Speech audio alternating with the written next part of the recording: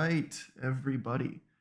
Welcome, welcome back to Untitled Underqualified. This is season 4, episode 2, but it's also episode 39. And we have on a guest that I've been pretty excited about for the last 3 weeks?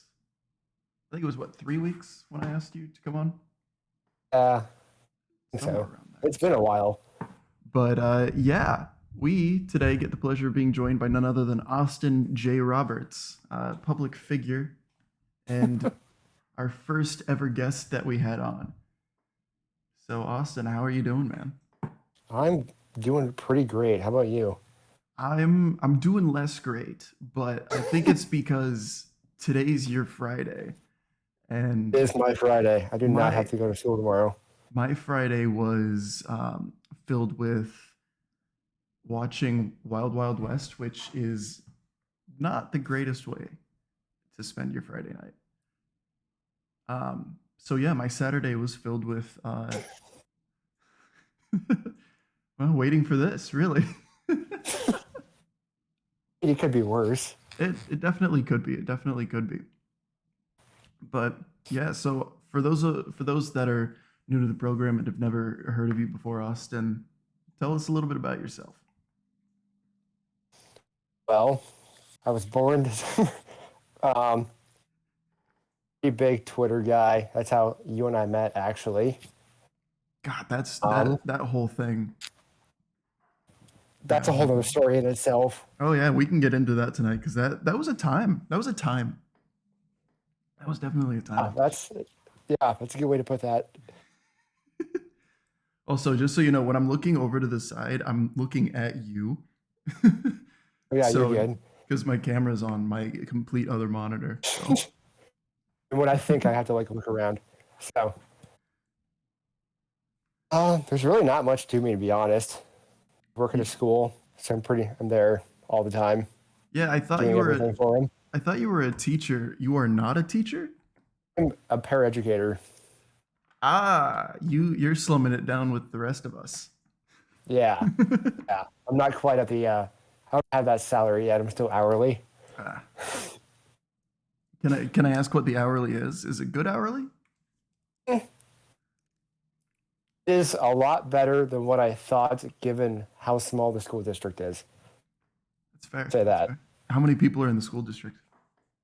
Uh, 3 towns, and our high school bed count is in the 70s.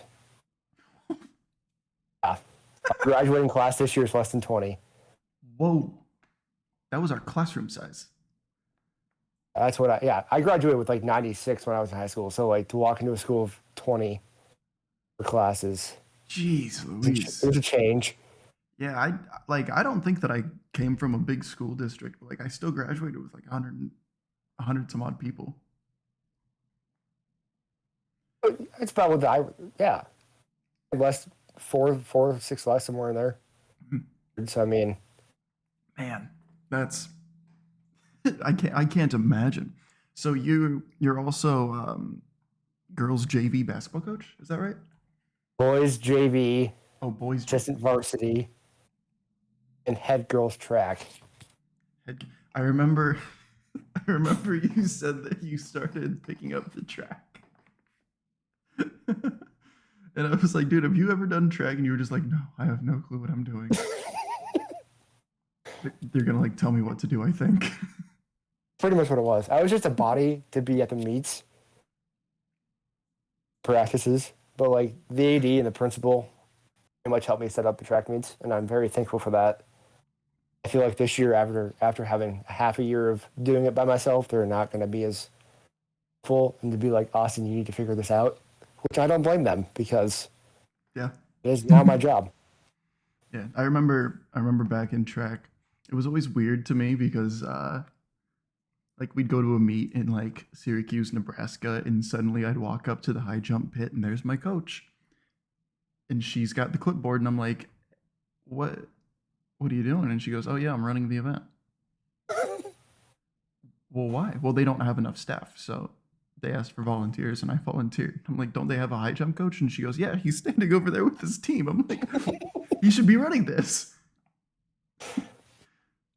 There was times I was asked by schools to help going into like their track meets. It's It's like, not no.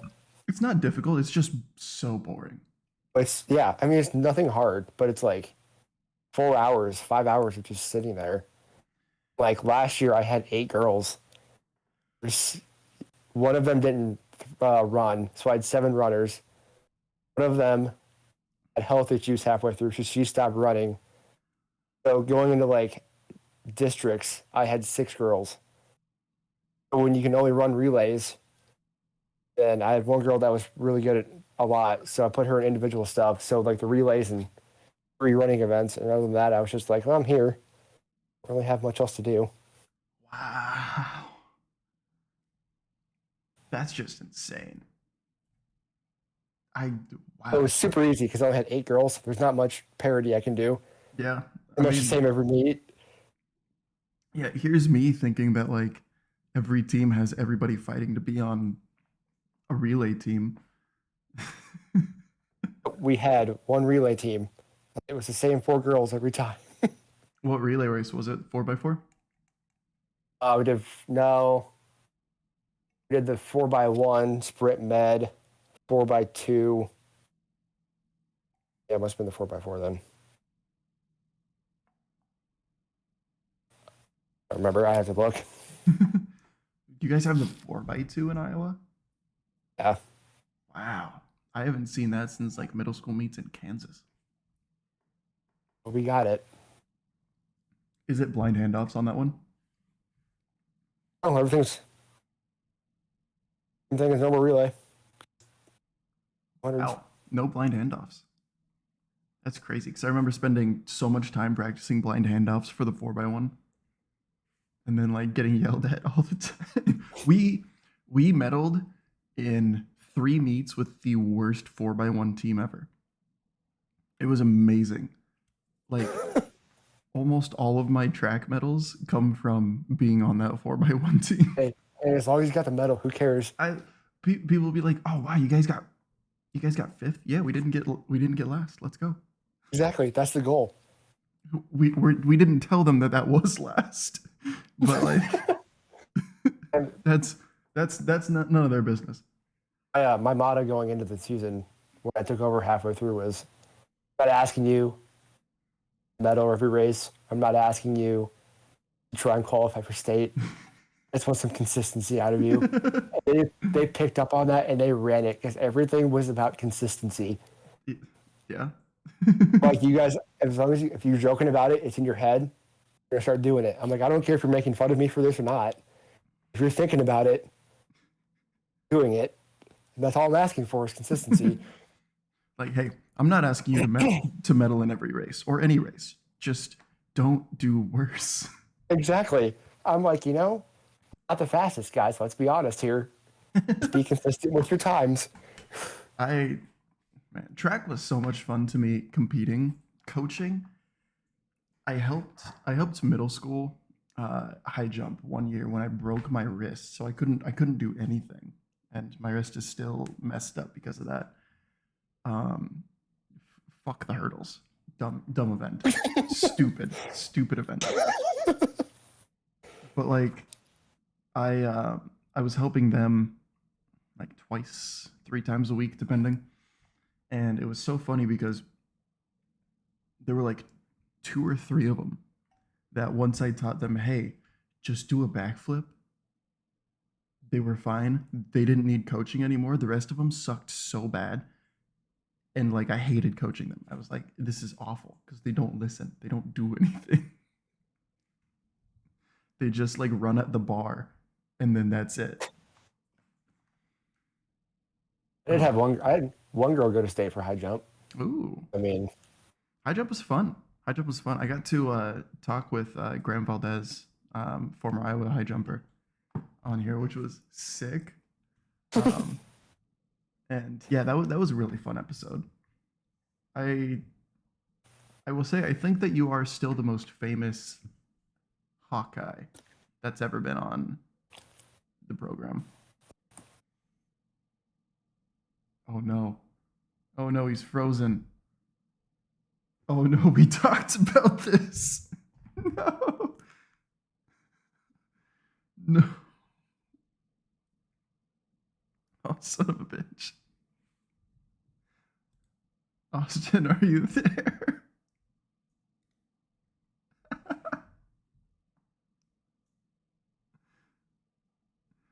Oh no. DM him real quick. Oh my god.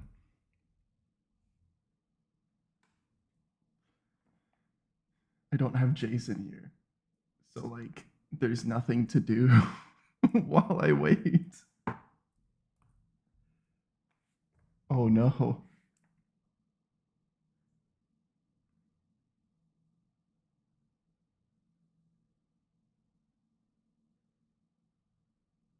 Try disconnecting. See if disconnecting helps him. But yeah, for those of you that don't know, Austin was our first guest. It was a lot of fun. It was 2 years ago, November 26th. Oh, there he is. I'm back. Yep, I hear you. I like how we talked about this earlier too. Yeah. You were like, oh yeah. You just don't have luck on Discord for some reason. Discord can be kind of finicky, but like, I don't know. For me, it's one of those things that's very convenient because it just wraps everything up really nicely. Oh yeah, I'm not saying it's I completely get why you use it. I just don't have luck with it for some reason. It's okay. I didn't have luck with it for the first year and a half that we were using it. I mean, it wouldn't be an episode if I didn't have to like sign out and sign back in. It used to be I would keep count of how many times I would have to disconnect because my dumb internet, and So it's not just me, at least, huh? Yeah, if your internet's not great, Discord can be kind of shitty. Which is the only downside. I live in the middle of nowhere, so we kind of got what we got. Living in downtown Omaha has its perks. One of those perks being I get to watch free Creighton soccer games. Hey, that's a hell of a perk right there. Yeah, I mean, God, living here is chill until the rent comes due, and then it's like, oh yeah, that's not cool. Like, God, trying to find a way to pay rent for November was insane. What is your rent? It's $11.05. Holy shit! $45 for parking. Jesus Christ! I mean, it was fine when it was two people, but now that it's just me, it's like, that's a lot of money. Yeah, and I think the problem is that like I live here because of said other person. It was close to their work, so now said other person is not there. Yeah, and so now I drive 10 miles a day to and from work, and have to pay rent. Well, it's nothing until you realize that I'm driving to the same city. So, like, I'm not leaving Omaha. For 10 miles, I drive 20 miles. I drive through three different towns. Damn. Now I drive from downtown Omaha, so like Omaha, to an area that we call Millard, out west, which is still Omaha, just as much as like Elkhorn is Omaha. It's all complicated. Like, but living where I do is cool because I live just catty corner to Central High School, who I think was supposed to have a football game tonight and then probably canceled it because they suck. They're bad. They're bad. They played Omaha North and got just absolutely ran through. Like, it wasn't even an actual game. It was a slaughter. And then I live literally like across the street from Creighton, just down the street from CHI, like 5 blocks away from Charles Schwab Field. So I mean, you're in a very good location. Very, very good location. Like 2, 3 weeks ago, Travis, Noah, and I got drinks and watched the Iowa State game down in the old market. That's like 6, 7 blocks away from me. It's so cool. I'm very lucky. But yeah, so Austin, it's been 2 years since we had you on. In that time, I think, you graduated in 2020, right? Yes. So you graduated, was it fall of 2020 or spring? Would have been spring. No. Shit. Spring. Spring of 2020? Yeah. Because didn't you like try to walk at the 2021 ceremony? 2021. 2020. No, it was. I graduated 2021. Ah, Spring of 21. so when we had you on, you were still in college. Oh, was you still in were college. you were doing like a student teaching thing? Yeah, I was interning for school. Yeah, that's what you were doing. Because I remember you were in your room at your parents' house. Which I just moved out of, actually. Really? Yeah. You got your own place? I'm renting from a family member. Okay. Bought a house, so I'm renting a room from him. Okay. That's nice. I'm sure it cost considerably less than Just considerably a couple less than $100 less. But I mean, hey, something's better than nothing. Exactly. What's it like living on your own? I love it. Nice just being able to come and go without anybody, question. I mean, they're my parents. It's their job to question it. Yeah, yeah. To just be able to leave. I got lucky. I would always leave like really late at night and be like 10:30, 11. I'd just be all like, I want something to drink. And I just like run down to Casey's or something. There was one Casey's where the guy like refused to take my ID. He was like, no. I know how old you are. I was like, oh, perfect, cool, great. I didn't even tell you the last time we got ID'd at one of our Casey's. Dude, I get ID'd every day. I was ID'd buying a lighter at Dollar General, actually. You were ID'd buying a what? A lighter. How? Why? I don't know. That the self-scanner one, I scanned it and it was like, this associate needs to come, and she had to come type in my birth date. I didn't realize that those were age restricted. I didn't either. And she was like, "Are you old enough?" I'm like, "Well, physically, yes. Mentally, it depends on the day." Mentally, we'll see in a few months. Like I get like keyboard dusting sprays, but like Yeah. a lighter? You can use Just a a lighter normal for- like held lighter. Yeah, just like a little Bic. Like I just need to burn some trash. No, that's weird. That's very weird. I got that in my apple juice. No, I remember getting ID'd for buying gas. That one was something. Yeah. So it was in Ames. I was taking my ex's car to get it filled up for her because she was going home for the weekend. And God, was it funny. Suddenly a squad car pulls up next to me and they go, "Hey, bud, where are your parents at?" Probably back home.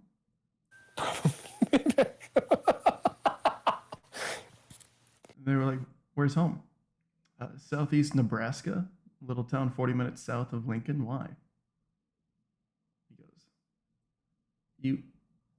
You got ID on you? I was like, "Yeah, I've got my driver's license on me." So I pull out my license. He checks it. He goes, "All right, stay safe." I was like, "Wait, what the hell was this?" I was like, "What the hell?" What? I was like, "What the hell was this?" And he goes, "Well, you just look like you're a little bit young to be driving." I was like, "Well, I guess thank you." Um, but also, what the hell, man? Like, Just trying to get. Literally nothing is illegal about this. I was like, dude, I'm 18 going on 19 here soon. What do you mean? And he was like, well, you got that baby face and all that. And I'm like, yeah, but I'm 6'4". I asked him, I was like, when's the last time you saw a 15-year-old that was 6'4"? And he goes, well, my kid's 5'10". I'm like, okay, congratulations to your kid. That's 6 inches. He's not 6'4". So that is still my favorite story to tell to this day about IDs. I can see why. That's a good one to have. It's one of those stories where it's like, it's too dumb. It's too dumb. That doesn't happen. Oh, like there's no way that can be made up. Yeah. That doesn't happen. When things get that stupid, they just don't have. It's like, it's like stupid for fiction is Stephen King writing that she was dripping with nipples. That is an actual thing that man wrote. Too stupid for fiction is a cop going, well, you just look too young to be buying gas for a car you drove alone. Yeah. Like, I don't know. A lot of cops are really dumb. I can attest to that. My dad's a cop. He's one of the smarter cops for sure. But like a lot of the cops that he works with are very dumb. I will say that without fear of repercussion. I mean, what are they going to do to you? Yeah, exactly. What they're going to call up Douglas County and be all like, hey, so this kid, we don't know his address, said mean things about us. Can you please go tell him to stop? Oh my God. But yeah, so let's talk about Twitter just a little bit. Kind of make this an actual podcast and not just a Skype call. So Austin, you and I met on Twitter. I can't remember exactly how we specifically.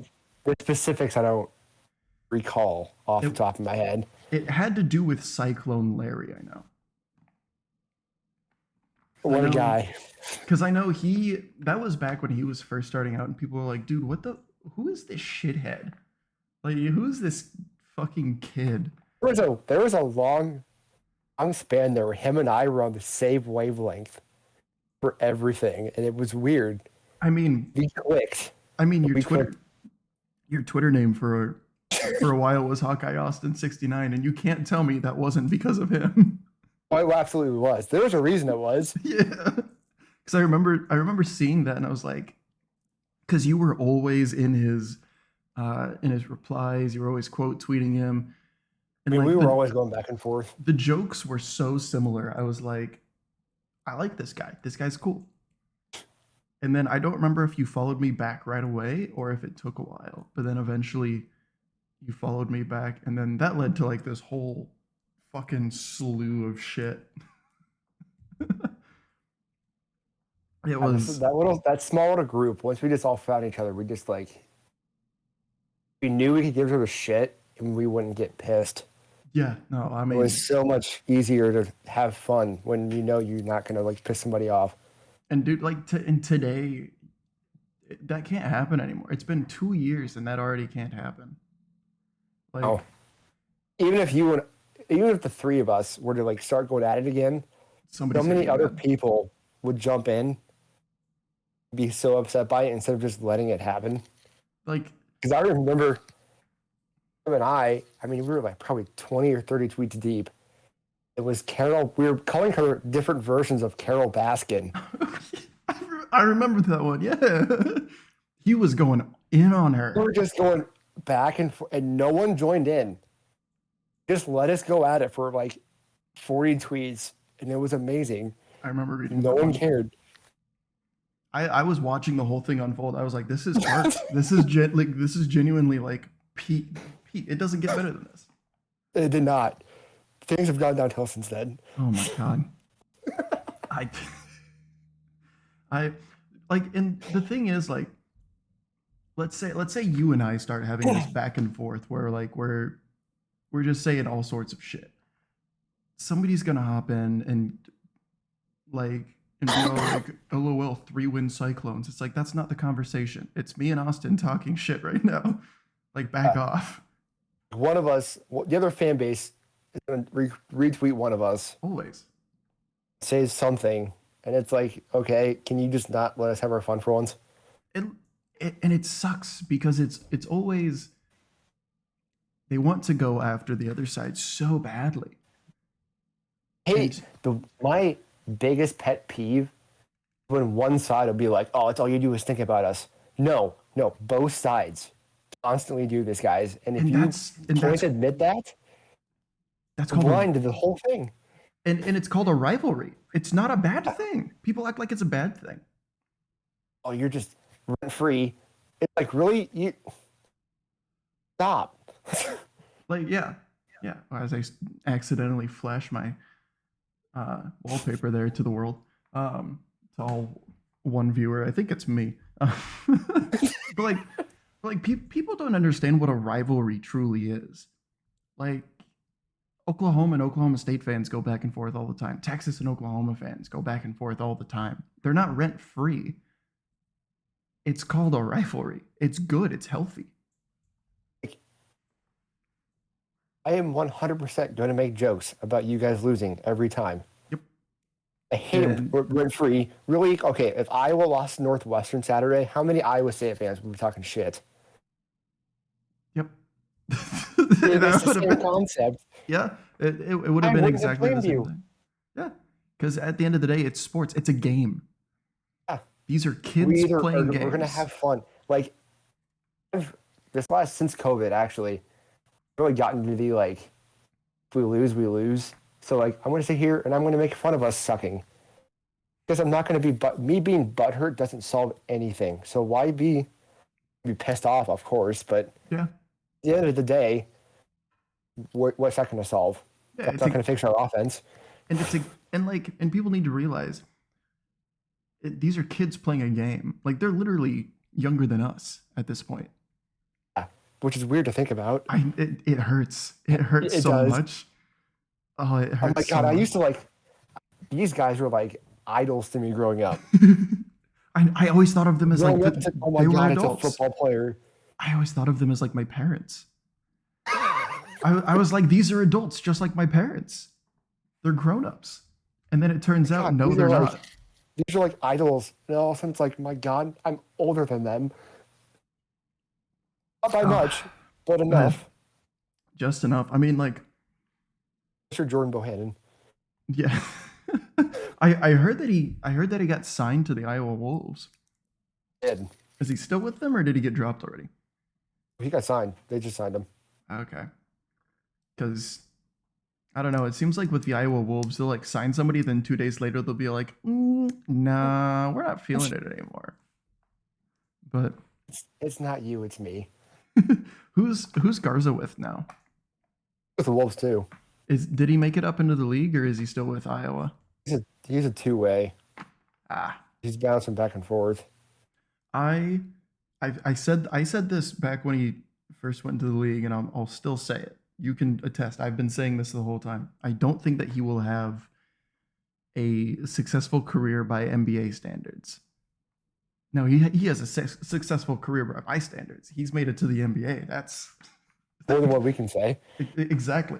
So like and I'm not bashing him in any regard. I just don't think that there's a place for him anymore outside of college ball, because college ball is just a different beast. It's a whole different game than the NBA is. Yeah, I mean, you can dominate with a big, tall, slow white guy, and in the NBA you can't. I mean, what was the last team to do that? Probably Mavs. Yeah. Dirk. Yeah, that would have been it, I think, actually. Off the top of my head. And now they've got a smaller, slow, chunky white guy who can shoot. Yeah. Like, really shoot. Really good. He's I don't like him as a person, but man, he's a great basketball player. I don't know why I don't like him as a person. I feel like he just talks too much. Like, One of those where it's like, if you're going to talk, you got to back it up. but he He can backs it very up. much back it up, so I'm okay with him talking. I mean, at the end of the day, I don't necessarily have a problem with him. I'm just like one of those people that's kind of adverse to him. So I don't Nothing know. wrong with that. I don't know. Sometimes you don't have to have a reason, right? Exactly. But man, back to Twitter. Elon Musk finally bought Twitter. And I don't know how much longer I'm gonna stay on that platform. It's going so bad. I don't plan on leaving right now. Right now I'm not planning on leaving, but man, it's rough. I'm very curious to see where it's going to go, but I don't see myself. I think the funniest thing to me is that he only wants to do the $8 a month for verification, not to like give power to the people. He needs to pay back his loan. Exactly. Because his loan, do you know the details of all of his buying of Twitter? And I don't. So he had to. So the first thing to know is that like billionaires don't have money. They have like It's all in assets. exactly. So the way that they get money to buy things is that they take out a loan against the assets. Basically, they're collateral, and those assets essentially appreciate enough to where they're able to then pay off the loan without losing anything. Because usually the loan's like a couple hundred million or less. 12.7 billion was his loan, which is a lot. A lot. And it has a flat interest rate of $1 billion a year. That's a lot. That's so much. So like he's got to make that back, because if he's not paying that full amount back, he's going to be paying more and then more and then more. And so that's why he wants to do the the $8 a month for verification thing, which is so stupid. It's going to be interesting. You're gonna see suddenly Sicko's committee is verified. Ballsack Sports is gonna be verified if they aren't already. You're gonna see Cyclone Larry probably verified, and he's gonna do it just for the shits and gigs. I would absolutely do it for the shits and giggles. I like $8 is just cheap enough for people to be like, can do this. Yeah, like I'm If it was half like if it was contemplating 20, you can see a lot of people, like not as many people, but it's 8. That is not much. Yeah, it's the cost of a Netflix subscription. Yeah. So I mean, but I'm personally on the side of like it's such a stupid idea, because there's so many people that like just they literally rely on their check mark to get actual like news out to people, to show people, hey, I'm a reliable source. Like when do you remember when all those billionaires had their Twitter accounts hacked and somebody was running a Bitcoin scam? Yep. One of them was Elon Musk. You see that check mark and you think, oh, It's true. they're trustworthy. It's check mark. But I mean, God, it's just going to change everything. I feel like it's going to be such a shit show. It's going to be completely different in a whole year. I'm not excited. Like, and he's trying to lay off up to 75% of that. I saw too. Like, he's asking right now for an 82-hour work week. 82-hour work week. They're sleeping at the office.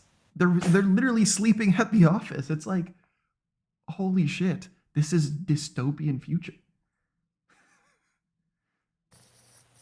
For an app on the phone. Yeah. Then he's all like, oh yeah, I want Twitter to remain a public square, a public forum for people. So you want it to stay the same?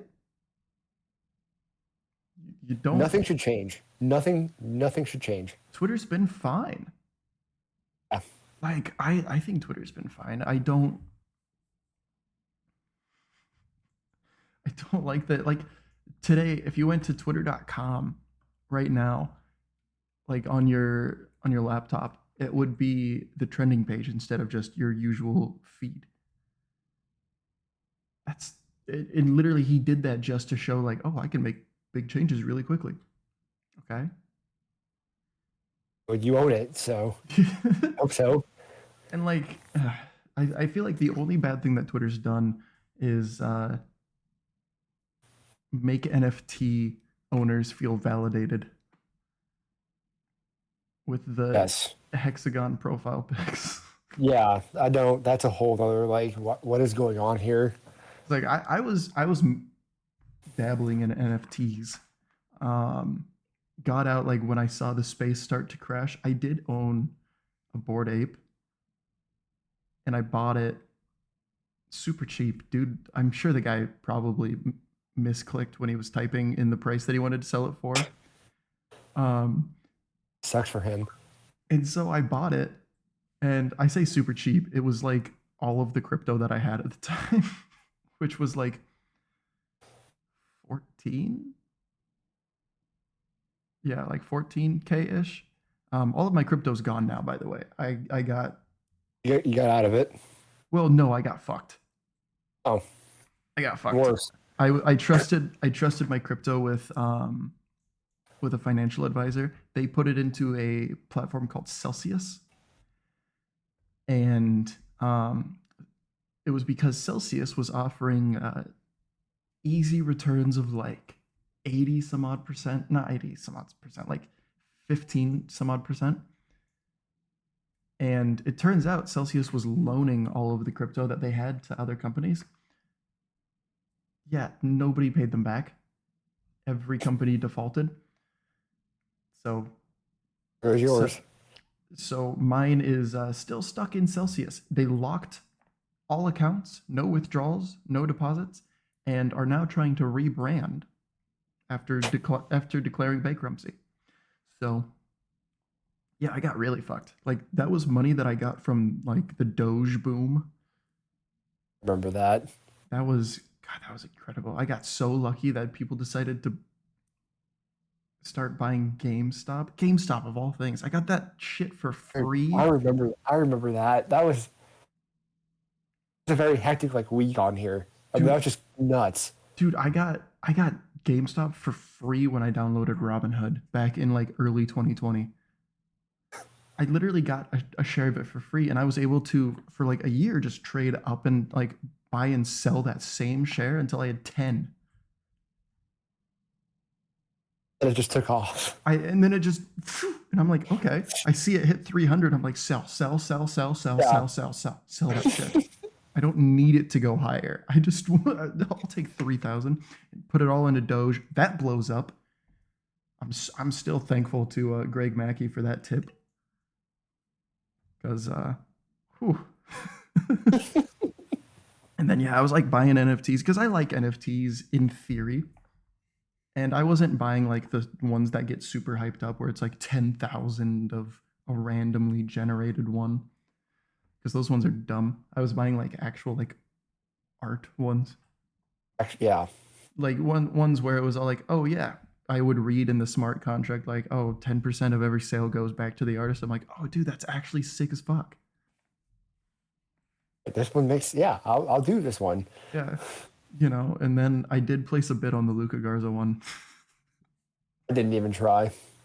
Well, it immediately shot up to like 10 grand. I'm like, oh, I was like, can't do that. Not doing that. I put a bid and at like $30, I think. Something like that. Like right as it dropped, I was like, all right, let's see what people are willing to pay for a pair of shoes. Turns out it's like What? tens of thousands. I will not. I don't care who signs them. I will only pay that much money for a very specific pair of shoes, and that person is dead. So, they're not getting Good luck. signed anytime soon. But like, yeah, the whole I do like though because like I dumped NFTs when I could, wasn't too worried about a profit, and then, um, yeah, it was super funny to see that Twitter be all like, "Hey, now you can have your NFT as your profile picture," and I was like, "Ah, Let's make fun of them. Favorite thing, like when people are like, look at this NFT I have. Oh, People dude. screenshot it and they're like, Yeah. look, I have it too. And they're like, hey, that's illegal. No. No, they just screenshotted it. Can't Which do that. But watch me. which NFTs brought up a whole new can of worms because so many creators of NFTs were all like, "Oh yeah, we own the copyright to this." But you have to be human to get a copyright. And that was determined. There was a photographer who had his camera stolen by a monkey. And said monkey took a picture of himself with it. And so the photographer tried to copyright that picture. And PETA, the amazing organization Actually, that they are. I don't see anything they tweet because I'm blocked by them. Really? Yeah. Dude, that's hard. I couldn't even tell you what I did. You I don't remember what I did to get blocked. probably tweeted out a picture of steak. I very well could have. But PETA tried to get the monkey the copyright, and the court was all like, "No, you have to be human. A human has to have created it to get the copyright." So they deemed that the monkey picture had no copyright holder, which means, hey, it's free use. Oh my god! But like Society all of these AI generated NFT projects, they're like, "Oh yeah, this was generated by an AI. It's one of 10,000." Technically, nobody could hold the copyright then, since it's not. because an AI created it. Yeah, it's kind of like TikTok's got this great new filter where like you put a picture in and then it creates AI art. I love it. It's so cool. And I created this really sick picture. I could never place a copyright on it because technically I didn't create it. But you should try that filter. It's so cool. It's so cool. I put in a picture of me and my girlfriend standing in front of the Bean in Chicago. And it looks like this super sick like Asian mountain village. It's so sick. To look into. I've never posted a TikTok, so I've never messed with any of the filters they have or.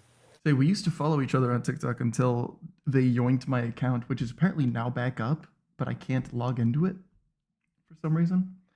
So I've got a new one, which is actually an old one. So I mean, it's like for a while I was trying to get the tag Skeet app on TikTok, and I was like, God damn it, somebody beat me to it. It was me. I beat me to it. God damn it. I was like, apparently I had TikTok like in 2018. I didn't know that. That SpongeBob meme when it's that one-eyed poster on the pole and it's him. Oh, yeah, that's it.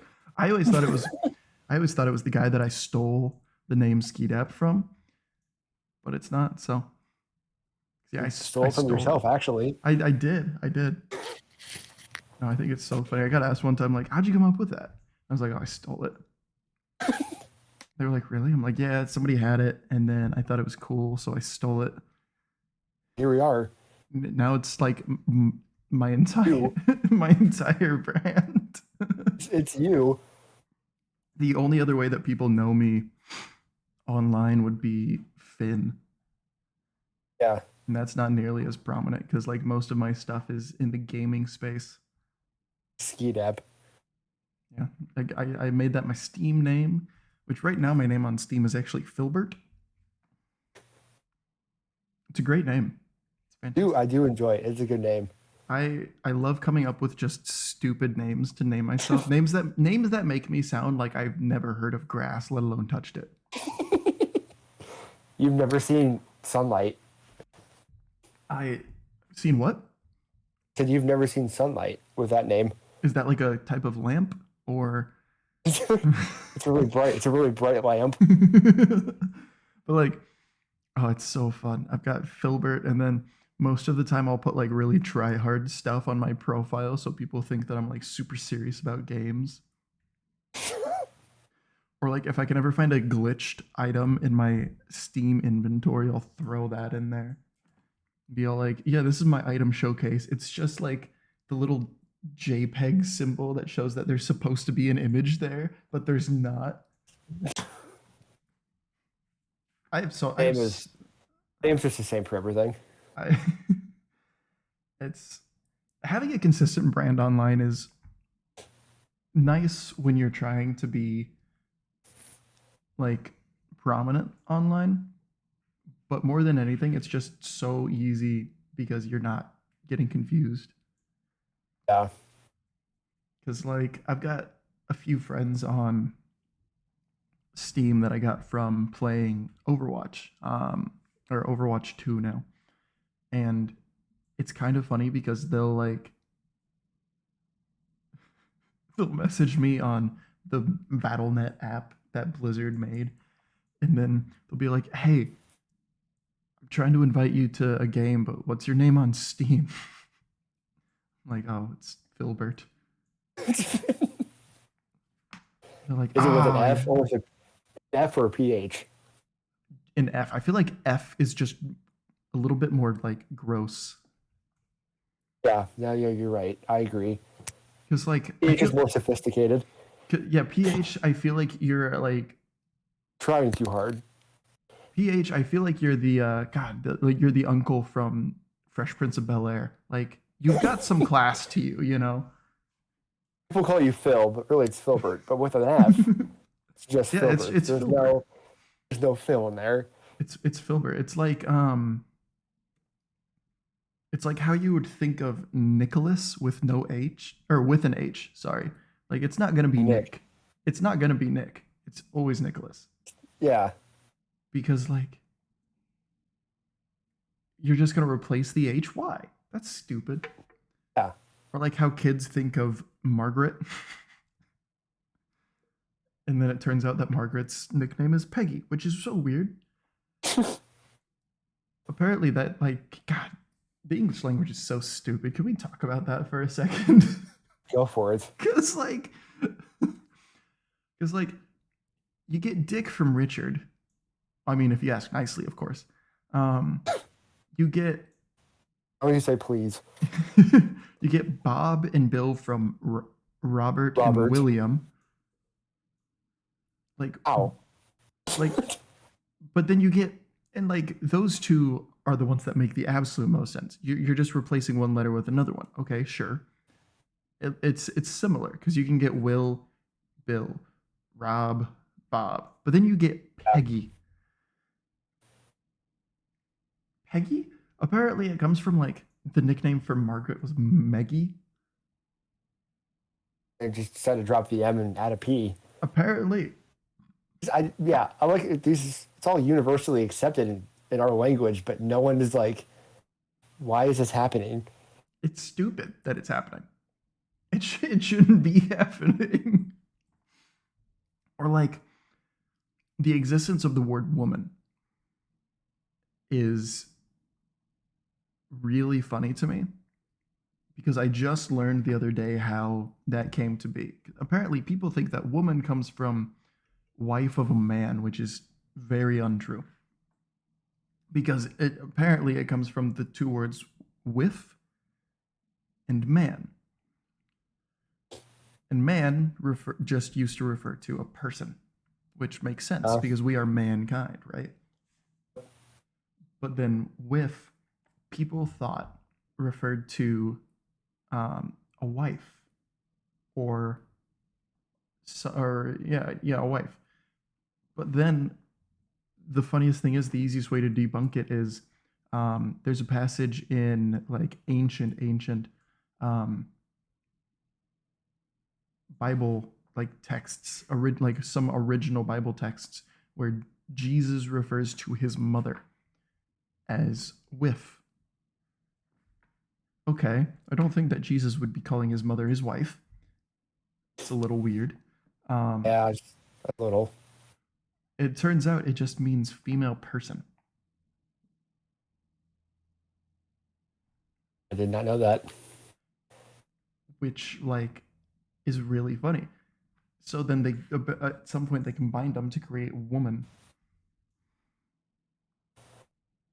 It's just And such a weird language. it's such a dumb language because then you get stuff like the proper usage of words, like how you pronounce the word a or you know, Yeah. like right here I have a four loco, four loco, for, but like a four loco could create a universally catastrophic event. A universe like Yeah. if there's a vowel, suddenly it changes. Okay, but then I also get the concept. Read and read. God, the past tense of just changing the word slightly, But it's spelled the same. making it a what's like a homophone? Yeah, homophone. Sounds right. Or you get sent and sent. Yeah. I, I, I sent a scented sent. Scented. Scented. God, the English language is just so unbelievably stupid. I saw a clip. One of my favorite live streamers right now is Ludwig Ogren. I talked about him last week. I'm sure that I will continue to talk about him like every single episode. He's super cool. The man has lost so much money putting on events, and he has broken the internet multiple times. I think it was early 2021. He did a subathon that he had to cap because otherwise it likely would still not be over almost 2 years later. Because this man had to cap it at a month. He was the most subscribed person on Twitch at one point, and that's important because right now the most subscribed channel on YouTube is T-Series with over 200 million. That's because it's free. On Twitch, subs aren't free. They cost a little over $5. Jesus. So he had over 230,000 subscribers at one point. Like at one given time. Which destroyed Ninja. You know, Tyler Ninja Blevins. Yep. Yeah, him I've heard of. The Plenty of times. fun fact, he streams on every platform now. YouTube, Facebook, Twitch, and TikTok all at the same time. A lot going on. It's so weird. But like Ludwig, Well, people eat it up. like Ludwig did that. He slept in a race car bed the whole time. Still live on camera. Like the stream would only end when suddenly it kicked him off. Because like Twitch will do that sometimes. They'll be like, "Hey, you've been on for too long. We're gonna give you a break." And he'd have to fire it right back up. Jesus. He admitted to coming in the bed live on stream. Yep. I don't know how to respond to that one. This man just straight up. They asked him what was the worst because it was right when a streamer had just gotten banned for having sex on stream, and somebody in his chat was all like, "Hey, what's the closest you've ever come to doing something like that?" It's like sometimes you accidentally do kind of odd stuff, and he goes, "Well, you see, during the subathon, I really couldn't get away long enough to like properly like jerk off." Everybody's like, "Oh shit, dude, no." So he was like, "Yeah, so in the race car bed." Oh my god. But he also sold out. So apparently there's like this little auditorium inside of SoFi Arena or SoFi Stadium. It holds like I think like 6,000 people or so. He sold that out to do a live version of his Jeopardy knockoff called Mogul Money. And he dropped one of his sponsors like 2 weeks before the event because they had fired like 80% of their workforce. So he was like, no, I don't like that. Drops them, loses $700K putting on the event. Just goes about his day. God, that'd be nice. But like, he went to school to be an English major, and he graduated with an English degree. He worked at Snapchat, where he got fired from. He also admitted to stealing probably close to like $30,000 worth of stuff from their fridges. Because technically he wasn't allowed like the free food and stuff from Snapchat because he was just an independent contractor. But he stole it anyway. He didn't care. That was his weekend. That was his weekend food because he got free food from Snapchat like for his lunch break. But his weekend food, he was eating like bagels and fucking Yoplait yogurts. Like the dude is a proud scammer. But I love watching his content. This man with an English degree was playing Are You Smarter Than a Fifth Grader live on stream, right? I saw a clip of this and it was so funny. Just absolutely like gut-bustingly hilarious. Because he gets a first grade level question about which word means, or which word has a suffix that means not. And it was like all these words. One of the words was impossible. Okay. And he ends up choosing like, God, it was just something so stupid. I was like, how do you choose that? And then it comes out that the answer is impossible. And he goes, no, you see, but like I thought that impossible meant like not possible. And then he was like, oh shit, I'm stupid. Like his face, he was like, oh God. Oh. But like, God, the English language is just so dumb. Ah. Because I mean, like we're a Germanic based language. Most of our pronunciation comes from like the way that you would see it done in like like German. But then we use Latin grammar rules because so many of our words have Latin and Greek roots. And it's so funny because like none of the words that we say sound anything like how the Latin and Greek would have sounded. And there's this guy that he looks like you if you had like hair down to like the middle, like just past where your shoulder muscle ends. Like if your hair went to like right here, he would be you. Oh, and clean shaven. But he studies linguistics. Like he doesn't just learn languages; he like studies them to understand them. And so he speaks these ancient languages how they're supposed to sound. Latin sounded nothing like how we think it does. It sounds nothing like how we think it does. It's kind of branched off into their own thing. Yeah, unfortunately, it's also the Brits thing. I don't look. I support people with mental illness, but the British are just beyond saving. We need to. I'll see like somebody that's like British on TikTok, and they'll be like, yeah, so like I'm British, and then I'll like go to the comments and I'll type in, so sorry to hear, hope you get better soon. But like,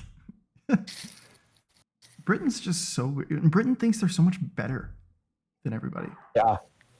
Because like, God, do you ever see those like tweets or TikToks or anything like that? I'm talking a lot about TikTok tonight. I love TikTok. It's my favorite social media by far. Like, it's beautiful. It's got everything you want and only what you want. Literally, that's yeah. But like, have you ever seen those tweets or those TikToks where British people are like, oh, Americans don't even know how to find like Norway on a map? Yeah, because Norway doesn't matter. Exactly. Find Akron, Ohio, please. Please. Even know where the Mac School Akron is at? Like, like people like get on Americans for not knowing something about like French history. The Doesn't only matter to thing us. the only thing that I know about French history is that anytime somebody brings up cake, I always go, "Oh, oui, oui," because Doesn't matter to us. Why would we care?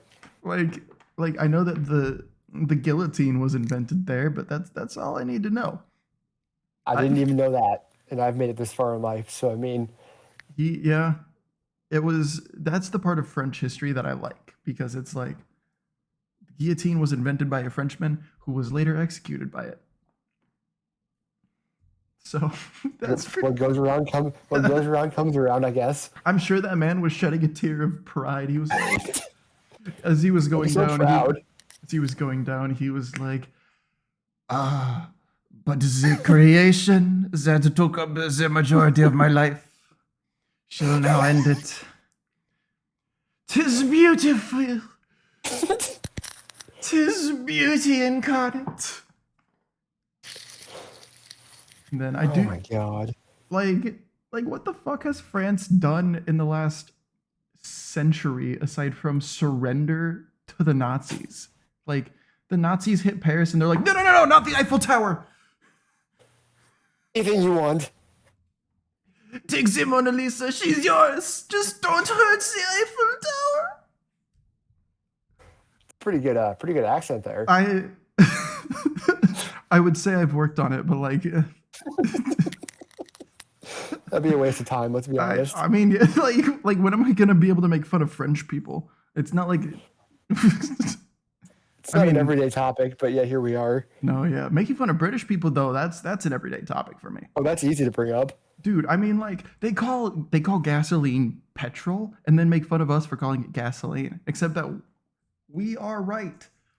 Gasoline is the byproduct of distilling crude oil, which is otherwise known as petroleum. Favorite response, like when they're like, America doesn't do this. Well, you know what?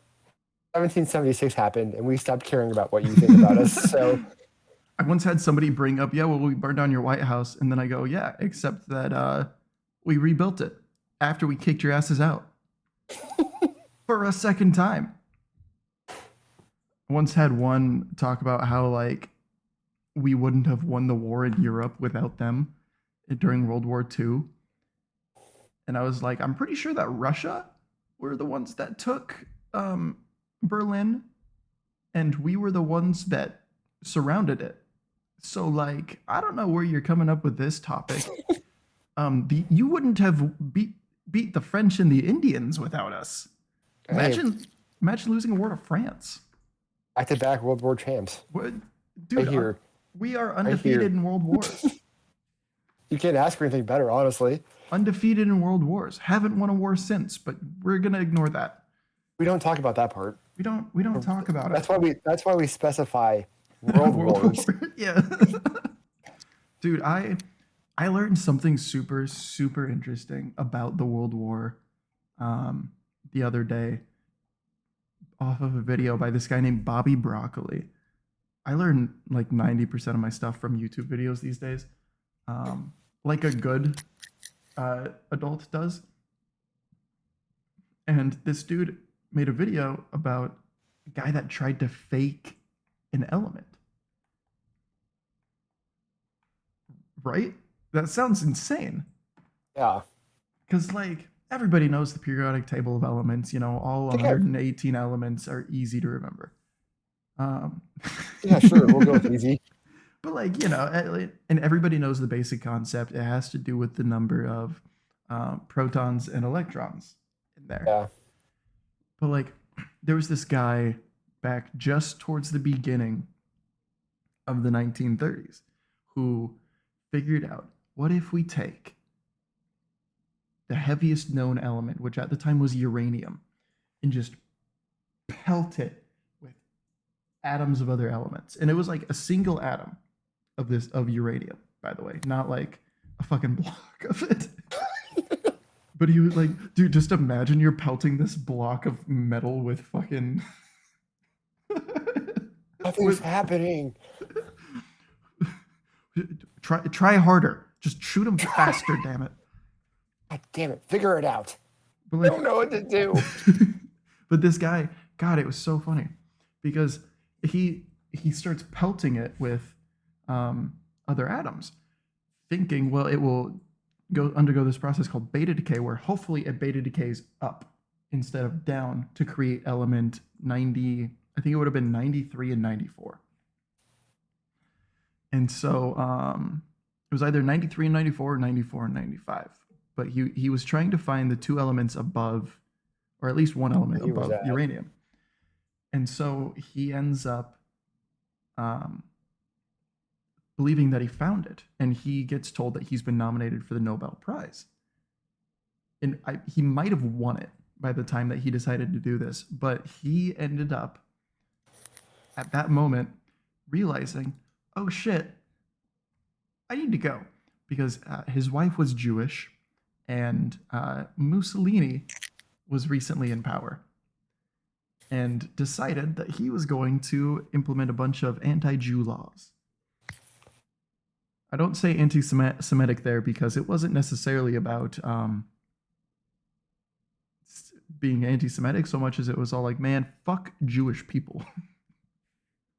Just fuck them up hard. But like, yeah, so he dips with his wife to the United States, and then he gets a call. And they go, hey, you didn't discover the elements that you thought you did. And he's like, well, what the hell do you mean I didn't? And they go, no, you split an atom, which is nuclear fission. Yeah, I was like, wait a minute. Which is also what we did to Japan. Yeah, that sounds familiar. Yep. On record, there have been 4 proper atomic bombs detonated. 2 of them. 2 of them on Japan. And then 1 in Russia, which was the Tsar Bomba, which is technically not on record, but like there were 50 miles of trees that were leveled. Weird. That's not. If that's You're natural, telling me they grew like that. Yeah. And then we Your also trees don't just grow this way. Yeah, it's just Siberia, comrade. It's fine. But then we also dropped one in the middle of the Pacific Ocean, had 2 fighter jets fly through the top of the mushroom cloud, collect particles, and then dash back to the University of California at Berkeley to see what was going on in there. We found 2 elements from that. I'm pretty sure the pilots died from radiation poisoning a couple years later. I'm worth it. I mean, but hey, they helped discover new elements. Yeah. But like, that was the funniest part of That's the funniest part of World War II to me, period. Because like, holy shit, this guy accidentally discovered how to create an atomic bomb. Like just purely by accident. Yeah. And then the Manhattan Project was crazy. Like Bikini Bottom is named after the site where they worked on the Manhattan Project. Can you believe that? Yeah, I heard that one actually. Yeah, like people have this headcanon of like, oh, everything's like alive and cognizant down there because like the radiation mutated it. No, it's just because I'm pretty sure Steven Hillenberg was on a lot of drugs. I think you have to be to create that. I mean, and I'm sure it helped. He said that he never wanted to create a spin-off series of SpongeBob. Well, he's been dead for a few years because of ALS. So, like, guess what? Paramount did. I'm sure it's going great. They created 2 spin-offs, which everybody hates. Everybody. Patrick has his own show now. Jesus. Yeah, that's whatever. Yeah, that seems to be the consensus. I mean, unless you're in that demographic that likes Patrick, so like 3 to 4 year olds, I think. That's pretty much it. And then they have like Camp Coral or something like that. It's like SpongeBob as kids. Everybody is a kid at the same time, which is stupid. Because like Mr. Krabs is a kid there. I'm pretty sure he's like 30 years older than SpongeBob. At least. Like he And again, all look how long crabs live. yeah, they would I mean, live. he could be young for a crab. Crabs and lobsters would literally live forever if they didn't like lose the energy to molt. It's crazy. There's this little crab on TikTok that I love watching. It's like a blue crab. It likes to eat fruit and vegetables. Um, it also eats meat, but like that's because that's its normal diet. But then also the owner of it got it a little hamster ball, and so it just rolls around in a hamster ball. And I found it because there was this creator that like duetted the hamster ball video, and they're like, "Hey, actually, like it turns out that those are pretty harmful to rodents because it like makes them uh, posture themselves in a really unnatural way." Oh, never mind. No, you're good. You're good because the crab shows up. But like this crab is old apparently, and it's time for it to molt again. And apparently it's gonna be a really hard process, and I'm so sad because I'm like, oh man, this crab wears hats and like chases the dog around, and it plays tag with the dog. It's so crazy. Yeah, that's kind of cool. That's cool. Crabs are so smart. It's so wild. Lobsters I've heard are kind of dumb though, but I don't know. I guess I've never really thought about it. I have too many interests. I am what I like to call a serial hobbyist, where I'll get like I'm sure it's either the autism or the ADHD. But like I just get super into something, Yeah. and then like that's my obsession. Like the obsession that I've had for the last like fuck 4 or so years has been watches, which I'm very glad that this obsession has not gone away. I love a good watch. I have so many watches just sitting around me right now. I haven't seen your pictures you've been tweeting about them. Dude, like, oh god, I tweeted about the Omega Chrono Chime. That's gonna be like 450 grand. That's a lot. It's also got my favorite complication, which is a minute repeater. And I'll dumb that down for you here. So a complication is anything that isn't minutes and hours. Second hands is a complication, which is really funny actually, because like you wouldn't think of it because like we always think of seconds being on clocks, but you have to add parts for that to work. But a minute repeater was invented either between 1600 and 1800, somewhere in there, by an Englishman. And the reason that he invented it was because merchants would travel by horseback between towns every night, and they couldn't see their pocket watches. So he created a way for it to chime the hours and the minutes when you kind of like pulled on this little lever. And it's so cool because you don't have to look at your watch then. Like, yeah, that's the point of a watch, duh. But like just the luxury of being able to have that to me is what makes it cool. You know, at the end of the day, it's a luxury thing. Just having a watch, like a proper analog watch, is kind of a luxury in and of itself in today's connected world. But Yeah. like because I like to put myself in that world, I'm like, I see this thing that is so rare, and I'm like, oh, I love that. It's amazing. But yeah, that one's a lot. That Rolex is so funny because that was released on Tuesday, I think. That Rolex that I tweeted out, where it looks like it's a fucking soup bowl, and it's a brand new version of their Rolex Submariner. It's called the either the Sea Master or the Sea Dweller, but it's made to go like 1100 meters before the pressure causes water to start leaking in. Wow. And it is incredibly impractical to wear a dive watch like that today, because nowadays they have what are called dive computers that cost like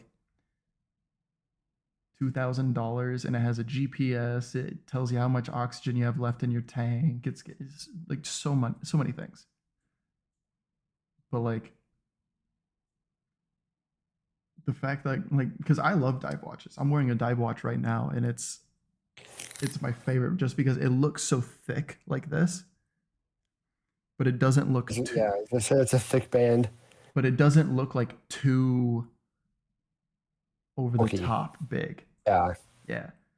So like I love just looking at it and being like, yeah, that's a diver right there.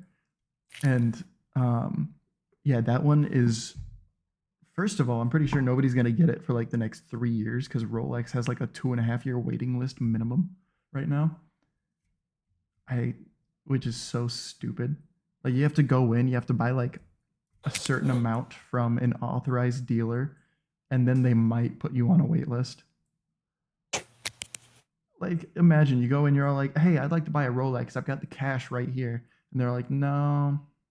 But like if you buy a certain amount of other stuff, buy a certain amount of other stuff, it's like, okay, give me 50 grand worth of watches. And they're like, okay, cool. We'll let you know if we ever get one in for you.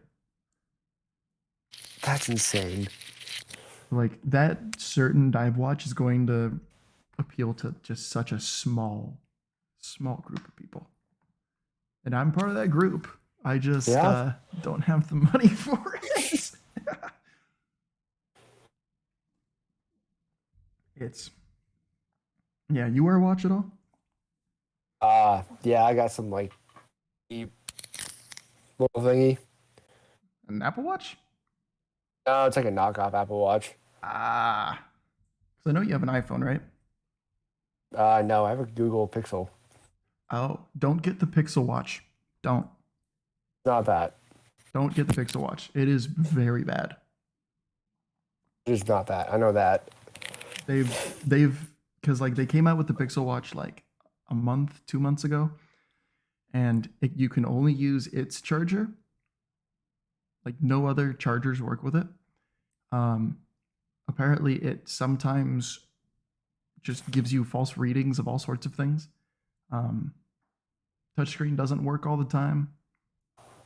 Like I know That's this nice. is, I'm like I know this is their first smartwatch, but like they own Fitbit. Couldn't they get a better one? Yeah. Like, So Google should know how to do this at this point. yeah, like they buy Nest and start making all of these great products, and it's like, oh, cool, great. They buy Fitbit and they're just still selling Fitbits. They make a smartwatch and everybody's like, oh my god, this is the Fitbit replacement we've been looking for. No, It's no. not. It's yeah. I've heard the Pixel's good though. Which one do you have? The newest one, the 6.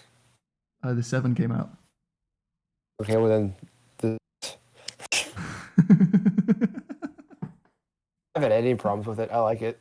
I mean, I've heard the Pixel's a solid phone. I think I'm gonna stick with my Samsung for a while. It's it's nice, but I mean, I say for a while until I get it paid off, and then I'm probably gonna look for a nothing phone. Those are sick. Got lights on the back. Ah, I'm a light boy. I'm a light boy. If it like right now, I've got my LED lamp on. I've got one red light, one purple light. It's beautiful. I have my ceiling fan on. I used to rock and roll with that kind of lighting. It was great.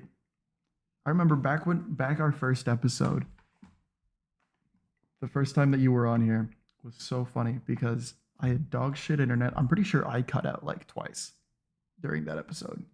That was rough for everyone. It was so bad. It's not an Austin episode if something doesn't go wrong.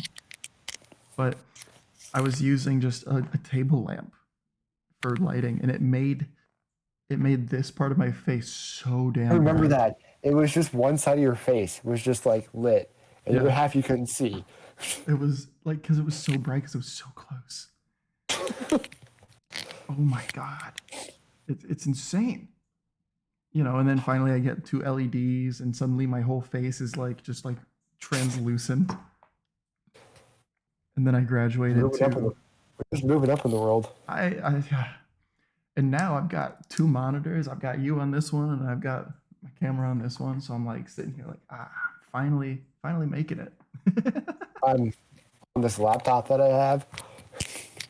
Hey, it's better than your last one, that's for sure. Yeah. That Chromebook, did you buy it, or was it like a Oh, rental? I had a I had a MacBook. It just took a shit on me in college. So I'm like, just broke college student. And I'm like, I literally just needed it to write papers. I didn't use my computer for gaming or anything. I'm like, I just need to type papers. Yeah. I went to like Best Buy. I was like, will this type papers? And they were like, yeah, what else do you need? Like, will it play YouTube on it? They're like, yeah. I'm like, I'll take this.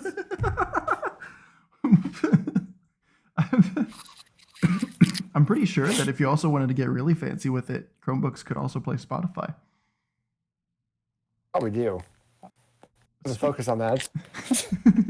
Speaking of Spotify, this episode is going to be up on Spotify as well as last week's episode with Amy. I just have to finish getting all of the RSS stuff set up. Pretty excited for that.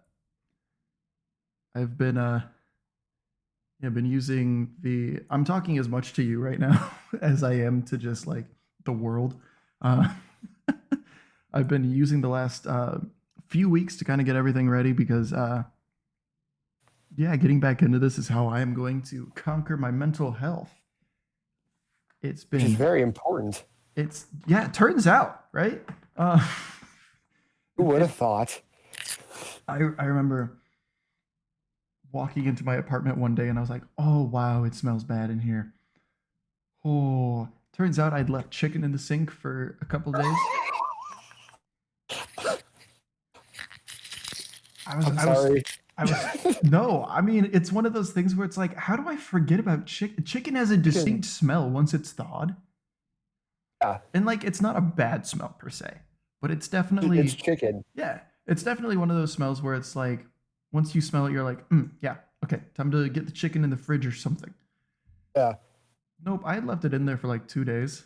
And then I opened my trash to toss it so I could like quick get it out into the trash chute. Yeah, it turns out there was a lot of meat in the trash. I say a lot of meat. It was like maybe 2 other chicken breasts. I was like, oh, fuck. Really? Now? So I was like holding my breath. I was like,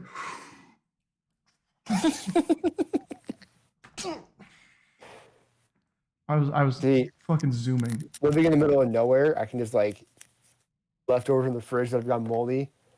Walk outside to the field. I open the container, just toss it into the field, put the container back on.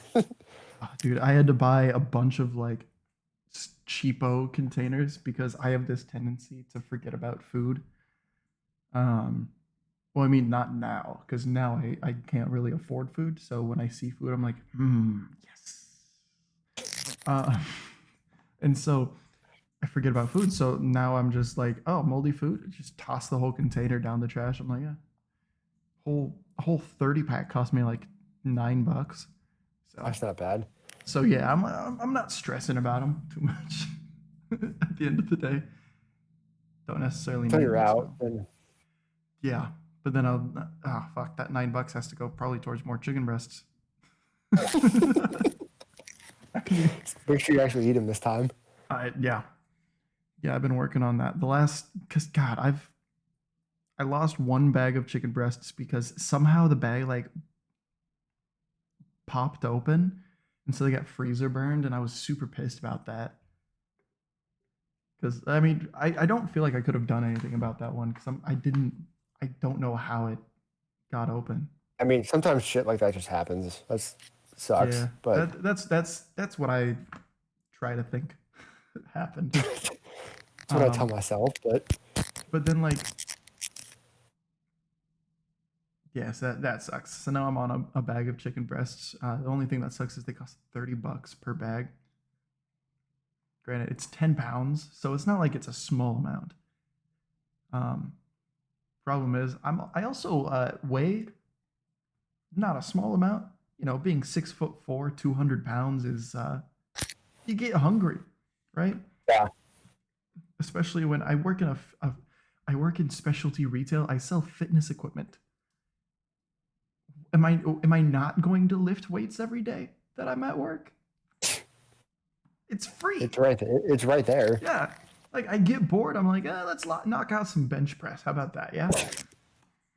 Like What they also literally, do, might as well. it's like I'll literally just be bored and I'll be like, yeah, bench sounds good right now. I'll just have at it. You know, somebody will walk in and I'll be like, hey, I was just cleaning up. What brings you in? I was just cleaning up. I was trying to throw the weights off this bar. Yeah. I mean, well, nothing's on here, and I just trying to figure out how to get them off. but man, I think you're lucky. You work in teaching or education, I should say, since you're not a teacher. My time in education was some of the most fun that I had ever had. But man, working retail is such a pain in the ass. Oh, I hate it. I never want to work retail. That's never been a desire to me. Working specialty retail, you would think it would be better until somebody's trying to file a warranty claim. You're trying to explain to them that they're either using the wrong video file format or the file size is too big for the website for them to submit it. But they won't stop screaming at you. And then when you say, ma'am, if you don't stop yelling, I'm going to hang up. And she goes, what's your manager's phone number? And I go, oh yeah, it's blah, blah, blah, blah, blah, blah, blah, blah, blah, blah. And it's the store phone number. So she calls back in 5 minutes. And it's you. It's me. You're the manager there? No. And then I hang up again. I did get in trouble for that one. I do not care. That was worth it. I'm not getting fired for that. There's not a chance in the world. People think they're entitled to everything. That's the problem with everything. God, and then like right now we don't have a delivery guy, so we have another company here in Omaha that sells solely commercial stuff. They're owned by the same like main company. And it's really funny. So you know Hunter on Twitter, Toyota Hunter. Yeah.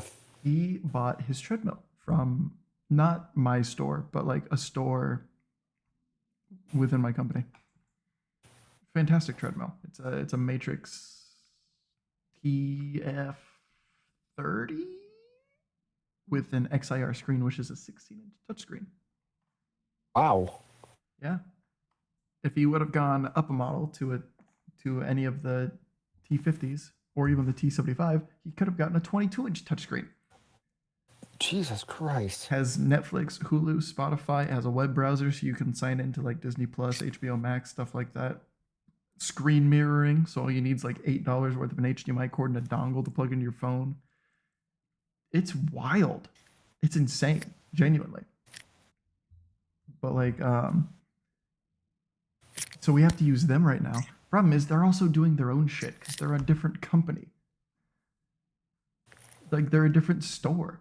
So they're doing their own shit. And so, like, every time we get a sale, I'm like, hey, when's the soonest we could possibly do this?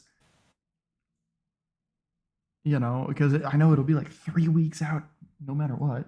And it's just, it's been a fucking month. The amount of times I've been yelled at by people because they don't get communicated with, and then they call me and they're like, hey, so-and-so said that they would call me back. And I'm like, oh, they did they? Wow, that's great to hear. Did they call you back? No, that's why I'm calling you now. Yeah. Cool. Nice. Man. And like now we have to get bailed out by Iowa constantly, which is only annoying because we're technically part of the Iowa sales region, but we're one of only 2 Iowa stores to not have a district In manager. Iowa. Yeah, actually, we're not in Iowa. Neither is Sioux Falls, and our district manager is different than the other Iowa district manager. Because Great setup. it's Great it, setup. it's great, and it sucks because I have to go to this guy for not only district manager stuff, but also he's the head of logistics for the company we're using for deliveries right now. So I'm texting him constantly. I'm just texting him constantly. And I'm pretty sure he hates hearing from me. I'm pretty sure he sees my name. I'm pretty sure he sees Kalen pop up, and he's like, ah, fuck. What now? God damn it. Also, it's kind of weird. Speaking of the name Kalen, it's kind of weird because like in my professional life, Kalen is still the name that I use, but like in my personal life, like Finn's the name that I use for everything. Just because like it's snappier, it's easier, you know. Is Finn like a middle name or is it just a nickname? No, it's a nickname. It's an old nickname from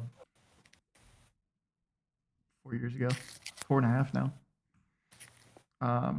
But like, I mean, it just, you know, people were calling me that for a while. I got used to hearing it. I like the name, you know. Yeah. It's not a bad name, and plus it's a lot easier. Like imagine you're in the elevator with somebody, you strike up a conversation. Turns out you both have mutual interests, and they go, "Oh, my name is Greg," and you're like, "Oh yeah, my name's Kalen." Caleb? No. Kalen. Callan. No. Kalen. James. Yes. And like God, every time I say my name to people, so they'll be like, you know, oh, I've got a nephew named Caleb. Okay, good for him. It's not my name. I'm not your nephew, and that's not my name. Or I've got a niece named Kaylin. Okay, that's not my name. I'm a guy, so it's Kaylin.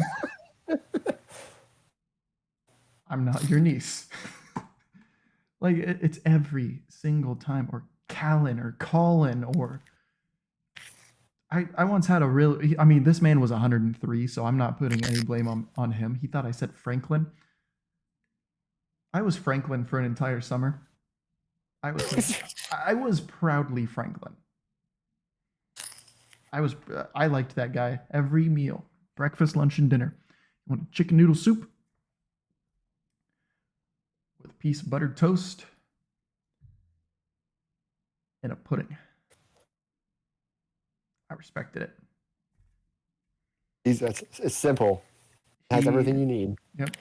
They found him one day with a fever of 103. That's not good, obviously. Just on the brink of like brain damage level fever. And then so they sent him to the hospital. Turns out he had his room set to 90 degrees. And Jesus. he's old, so he doesn't drink water. Because name one old person that you know that drinks water just regularly. Because none. Yeah, exactly.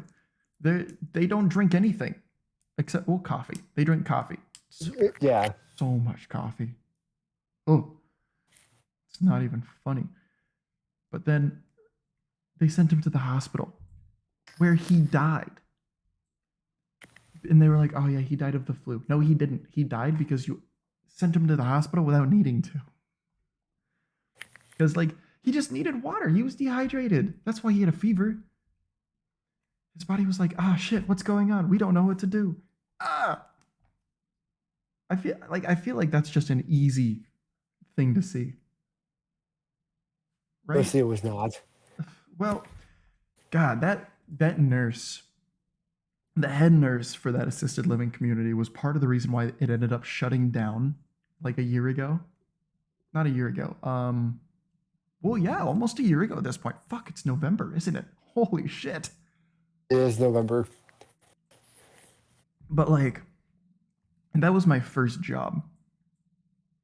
It was a job that I didn't apply for. I got it because of nepotism, unfortunately. Well, fortunately, I should say. But it was just food service, waiting on old people. And I loved those old people to death. They were fantastic. I was the only one that could consistently get all of them to not be in a crabby mood with me. They'd mess up an order for like certain ones, and they'd be like, "Hey, Kaylin, can you?" Yeah, fine. But like Yes. that nurse was just constantly sending people to the hospital where they would die. They weren't being treated early enough, and then they were being treated the wrong way.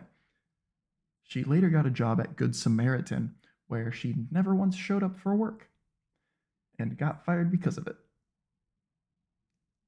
Yeah, I would hope so. That job was head of wellness. She was getting paid, her salary was $175,000 a year for that position. Jesus. And it took them 2 months to fire her.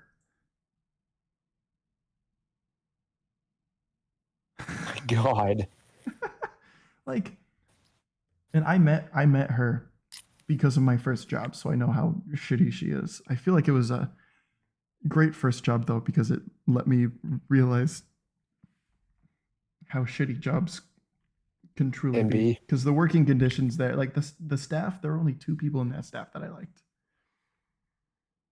I don't know how many jobs you've had, but when you've got bad coworkers, well, that makes it so bad. Everything about the job at that point just sucks. What was your first job? Washing dishes at a restaurant. I feel like I'd be fine with being a dishwasher. I feel like the dishwashers can't be bad. The only bad thing you can be is slow. I was slow washing dishes when I worked food service. I will say that. I was also purposely slow for like the first 2 months. Set the bar low. Set the bar low, because then they wouldn't ask me to wash dishes anymore. Eventually they started asking me. They told me, "Hey, wash dishes. You're gonna have to get this stuff done." Okay. I was like, "Ah, damn it." I gotta fucking do my job. Stacking wet dishes is the weirdest thing. Like, why are we stacking wet dishes? But then I realized, oh wait, no, they're just gonna go out in like 2 hours anyway. Yeah. But how many jobs have you had?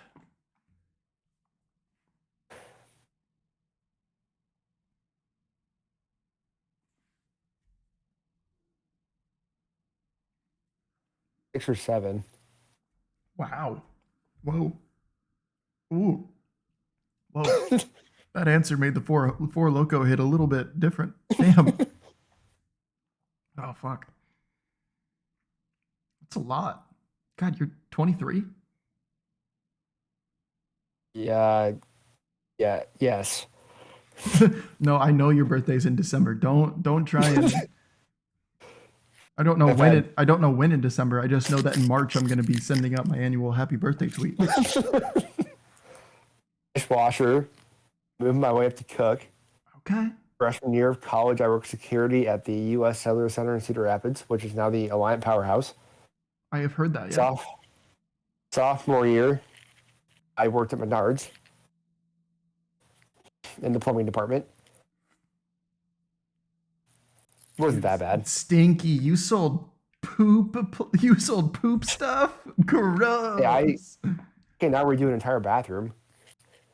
I didn't know how to do beforehand, so I mean. Okay, that's fair. That's fair.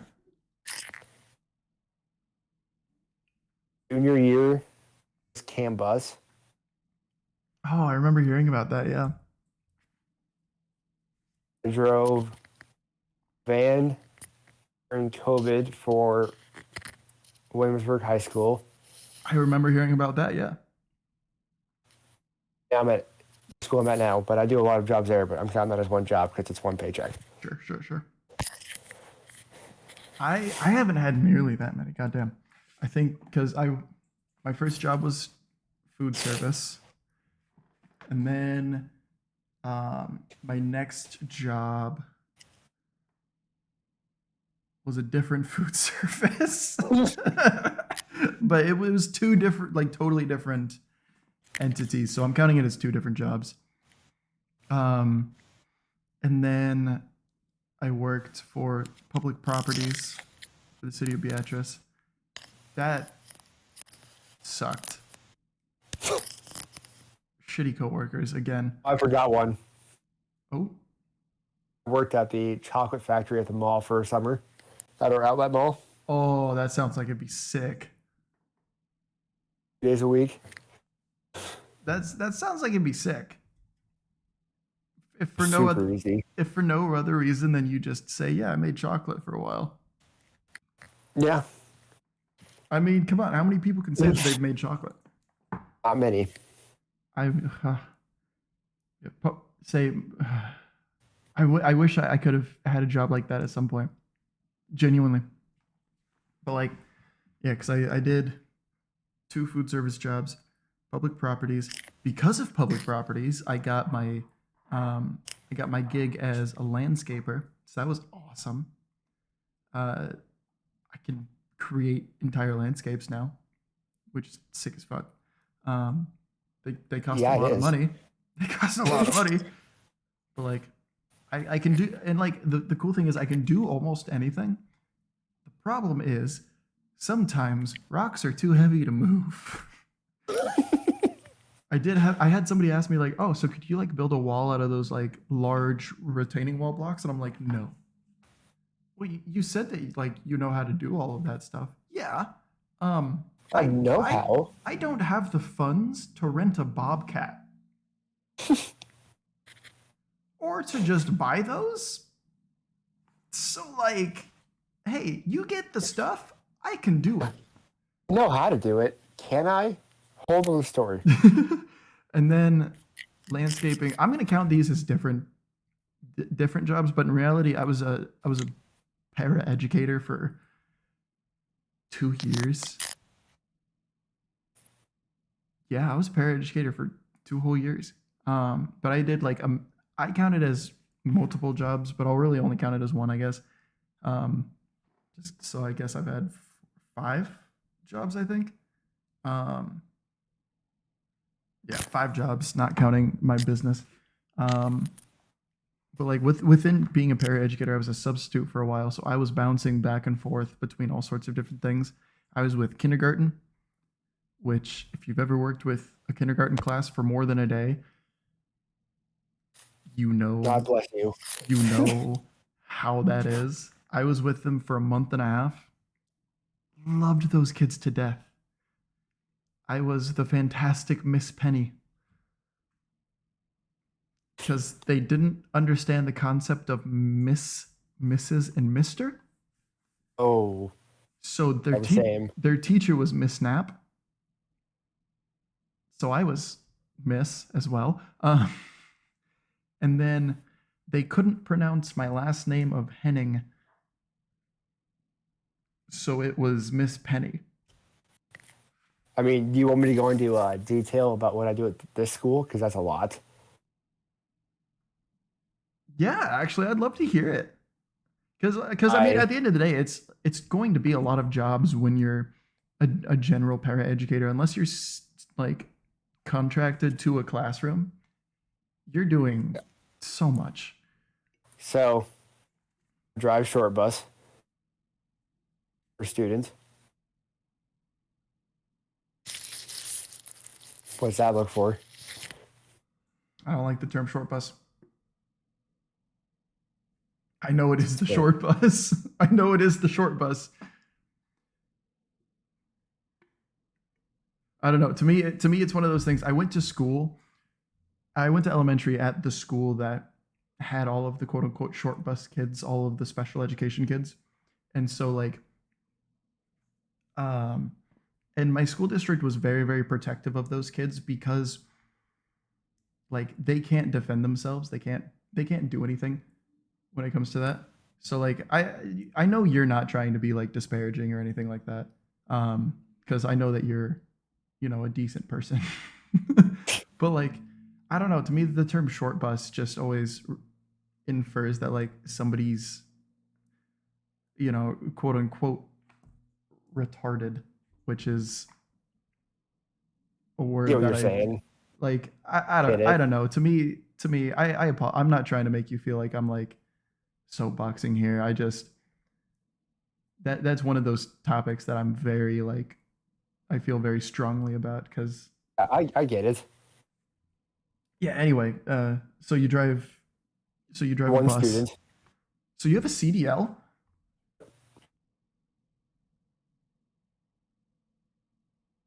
Mind blown by that. You have a CDL. Did you get that just I'm to a, drive a bus? I'm a very well-rounded human being. Let me tell you. That's. Did you get that just to drive a bus? I had to get it for CAN bus in Iowa City. Oh, okay. Then when I got So, here, I took school bus classes, so okay. I can drive. Okay. Now it makes a lot more sense because I was like, dude, why the fuck do you have a CDL? Like, did you actually want to drive a school bus? No, it was because of it. Okay. Now I'm like, okay, it makes it. You are a very well-rounded human being. I tell you what. No, I I guess I'm qualified to drive a school bus. I just don't have a CDL. The classes for that and a transport van in Nebraska are the exact same. Ours is all confusing. I don't know. All I know is the school said I can drive it, so I don't question it. I have my substitute license. Oh, to teach, to teach. Yeah, so I I can was like, actually teach. you need a license to substitute over there. But then I was thinking para. Okay. No, the para stuff, which my day-to-day job is like the kids that all have online college classes are all in my room. That's what I do in my day.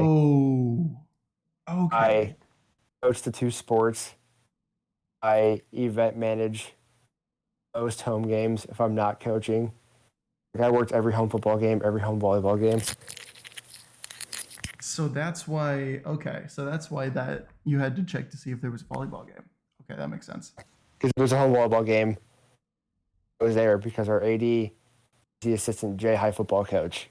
So they would be at practice or at a game, same time we'd have a game. Interesting. I'd paint the football field, 4 games. Oh, that's sick. Fucking terrible at it. Hey, you know what? Iowa State has a great course on turf management. I just don't see that one happening. What, you don't want to walk in wearing your Hawkeye gear and have everybody just stare?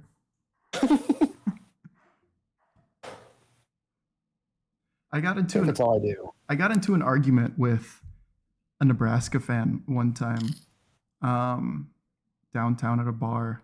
I say downtown. I live downtown, down in the old market at a bar, where they're like, dude, it's so stupid whenever like college teams or even high school teams nowadays have grass fields. It's like, well, not every high school can afford, a $500,000 turf field. Um, and some colleges need that grass field. Why would a college need a grass field? Well, there's this crazy thing called school. And some of that school is turf management. Well, yeah, so like they learn how to take care of like the rubber, the draining system in it. No, no, no, no, no, no. No. Sweetheart, that's not turf. And like they just don't get it. Like I genuinely believe that Iowa State has one of the coolest fields, not stadiums, fields in college football because of the fact that they will change it. Not a lot, because Iowa State themselves don't change a whole lot when it comes to image. But like they'll change it, and it's very very well maintained. like so well maintained. Having been on that field, it is actually better than a lot of turf fields. That's just so much better than turf It's it's so in much better. every way. It's better until it's raining. Raining, I'd rather be on turf every day of the week Yeah. because then it gets grippier. And when it's super grippy, crazy things happen. And it makes the game so much more fun. But at the same time, if it's like Soldier Field during the Bears season opener, Oh, that was awesome to watch. God, I remember the players were all like, "Yeah, it was the most fun I've had in like a decade." Because they got to play like kids again. Yeah, It doesn't matter if you win or lose that game. it's fun. They legit. That was like a no matter what. It's the first week. You can bounce back from this. Yeah, We're gonna go have fun in this. yeah, it was. And then what was the Iowa game that you went to where there was the like three Nevada.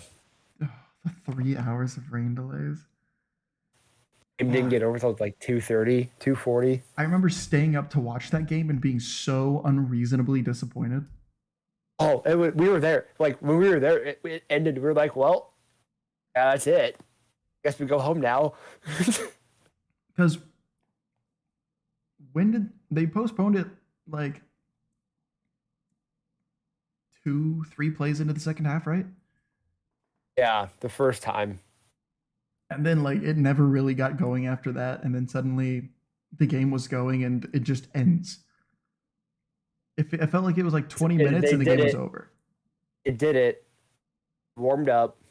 It ran one play. Got called again. We got sent back up. It didn't even rain the second delay. We're all like standing at the entrance, like the tunnels of Kinnick. There's no lightning. There's no rain. We're like, why the fuck aren't we playing? Well, it says we can't. It's not even doing anything outside.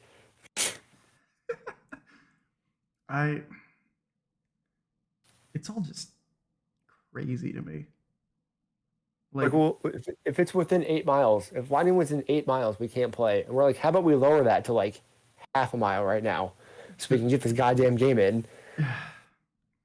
I'm dedicated to my teams. Holy shit, man. Once it hits 1 a.m., I'm like, can we get rolling, man? Please? Most of us at that, like, we had like small groups of like friends. I never got their names, but there was like a group of like 3 or 4 or 5 of us. You're all just chilling. Yeah. At that point, you're sitting just there talking. Some guy pulls a fucking McDouble out of his back pocket. Yeah, I remember. You guys want this? No? Where the fuck did you get that at? Then at like one point, we were like, we crossed the line of leaving. We're like, we're too committed at this point. Walk back to the car, go home. Yeah, they're like 1:30. We're like, no, I don't care what's happening. We're not leaving this place. Yeah, there comes a point where like you're set. You're in it to win it, right? But still, you've got you can't nobody can fault you for being like, guys, come on, please, can we move? Can we move this along? It was a fun night on Twitter. The last sporting event, last 2 sporting events that I went to actually were University of Nebraska at Omaha events. And man, I was high for both of them. Not necessarily because like, well, one of them was because it was soccer. Soccer's so fucking boring. I don't care who you are. Soccer's boring. And it was an Iowa soccer game this year. I used to go to Iowa State soccer games all the time. Just because they were giving away free stuff is the legitimate reason. You got to bring people in somehow. Yeah, no, exactly. And like who Texas volleyball does that, which is mind-boggling to me, because like Texas volleyball is the number one team in the country again. They're very, very good at volleyball until it gets to tournament time. They shouldn't have to do that. Iowa State doesn't even have to do that. The only time they do that is for students, which obviously students are harder to get. I mean, students are hard to get at any event that's not men's basketball or football. Football, yeah. Those are the two sports. Women's basketball, you could be. Wisconsin volleyball's had some pretty easy times. Wisconsin volleyball's been killing it when it comes to student ticket sales. I feel so bad for those girls.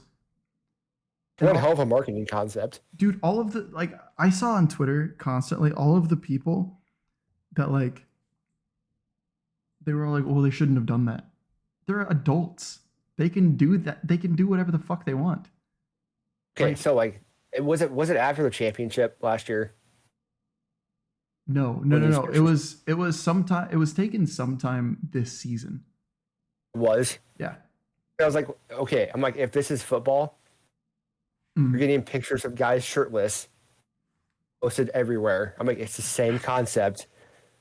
To me, it seems girls. To me, it seems like it's one of those things where it was the girls getting drunk, partying together, and then they were all like, "Oh, this seems like it might be a fun thing for the moment." Fair enough. Yeah, that's probably what it was. And like, because like there's fucking like multicolored lights around. I'm like, there's somewhere where they're like having a partying, quality they're having time. a good time. Yeah. So like, and I mean, why the fuck are we trying to pin this on them? Somebody broke the law. Yeah. And leaked that. That's fucked. No matter what way you try to spin it. There was this fucking dude who owns his own like sports reporting site where it's all opinion pieces, and he sent his fucking brigade of conservative virgins over to like just attack people that were trying to say like, hey, we shouldn't like be really spreading this a lot. He's like, well, maybe they shouldn't have done that in the first place. Why did they have this on their phone? Because they probably just didn't delete it. They're drunk college students. Like I've done dumb shit when I'm drunk. I'm going to continue to do. You've seen some of my drunk tweets. They get really bad. They can get really bad. I don't see people being all like, I don't. If people come after me for them, I'm like, oh fuck yeah, no, that was like, dude, fuck. Iowa got destroyed by Ohio State in volleyball, football, and football. But like, Iowa got destroyed by Ohio State in volleyball in Coralville, and they tweeted out like 2 hours later, like, no mention of the Ohio State game. Oh yeah, I think I saw your reply because they went right to the next game, didn't they? Yeah, and I was like, this comes just like 2 hours after they just got bodied, and THK called me and he was like, oh yeah, blah blah blah, and I was like, I don't really know why I tweeted this. I didn't really have a good reason to. Like, it wasn't a great tweet. I'll own up to it. I tend to be bad at tweeting when I'm drunk. I tend to be bad at a lot of things when I'm really good at running when I'm drunk, which is weird. I would have never expected that. I'm not gonna lie. Yeah, when I'm drunk, I tend to be really good at running. So long as I can keep my feet under me, which I mean that's just a problem when I'm sober as well. I've got really shitty balance because I'm deaf in one ear due to nerve damage. Did not know that. Yeah, I got hit with a baseball summer going into 8th grade in my left ear, and it no hearing at all, and it fucked with my balance. And I didn't really realize that until like sophomore year of high school, where I was like, why am I falling so much more than I should be? like I don't get it. But yeah, so I went and I got it tested, and they were like, yeah, no, it looks like you're just really not like receiving signals from that spot really well. I'm like, oh shit, cool, great, that's fun. But yeah, so long as I can keep my feet up under me, I'm like fucking zooming. I'm running like 6 miles an hour. Or 6 miles an hour. Fuck, that's so slow. That's a 10-minute Well, mile. That's a 10-minute mile. Fuck. I'm running like a 6-minute mile for fucking ever. Swear to God. I think it's because my lungs don't get that burning feeling. Well, that could be it. Dude, drinking is fun, but I've had to cut back so much. Until I get through the Iowa games. It's honestly, if I wasn't working during most Iowa State games, I would probably be fucking hammered out of my mind. It's been a rough year for both of us. Me doubly so, because I'm also a Nebraska fan. So, I mean, that you're at least used to. Yeah, I don't want to be used to it. Hey, we had one good year in the last decade. 7. 2014 was pretty good for you guys. We had that one year with Mike Riley where he did well. Yeah, that 1 year. We did well. We were ranked in the top 10, I think, right? Nebraska was like... The year you came back and beat us in overtime, you were ranked.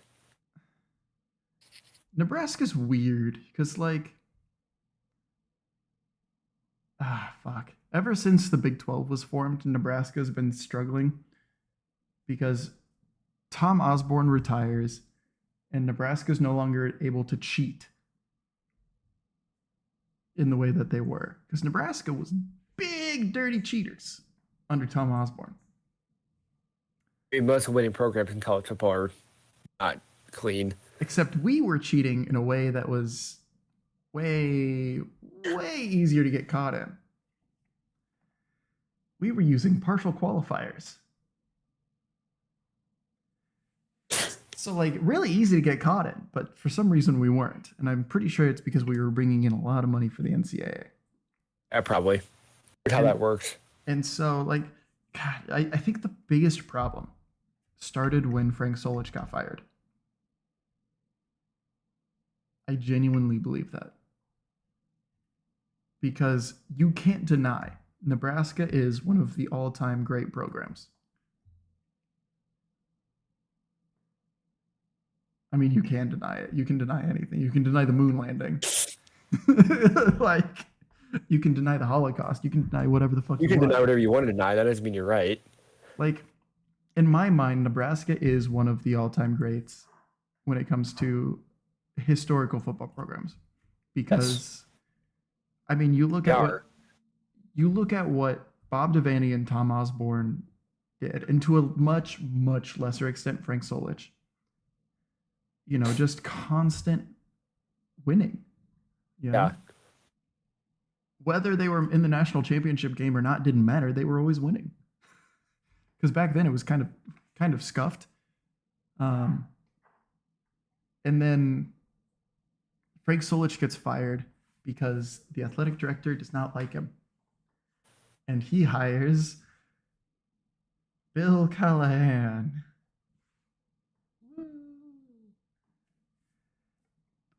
I don't know if Bill Callahan ever made a bowl game. I remember his best win was against Kansas State. That's a win. You know how sad it is when your best win is against Kansas State? And that win was not great. It was like 72-57. If you ever want to say the Big 12 doesn't play defense, just go back to 2007, show the score of that game. You're like, what the fuck do you make of this then, huh? Because, like, holy shit. And that was my first ever Husker game. And then... That would have been a fun one to go to. It was not. I was in third grade. We were in third grade at that time. I don't know about you, but I played football in third grade, and I had no clue what the fuck was going on.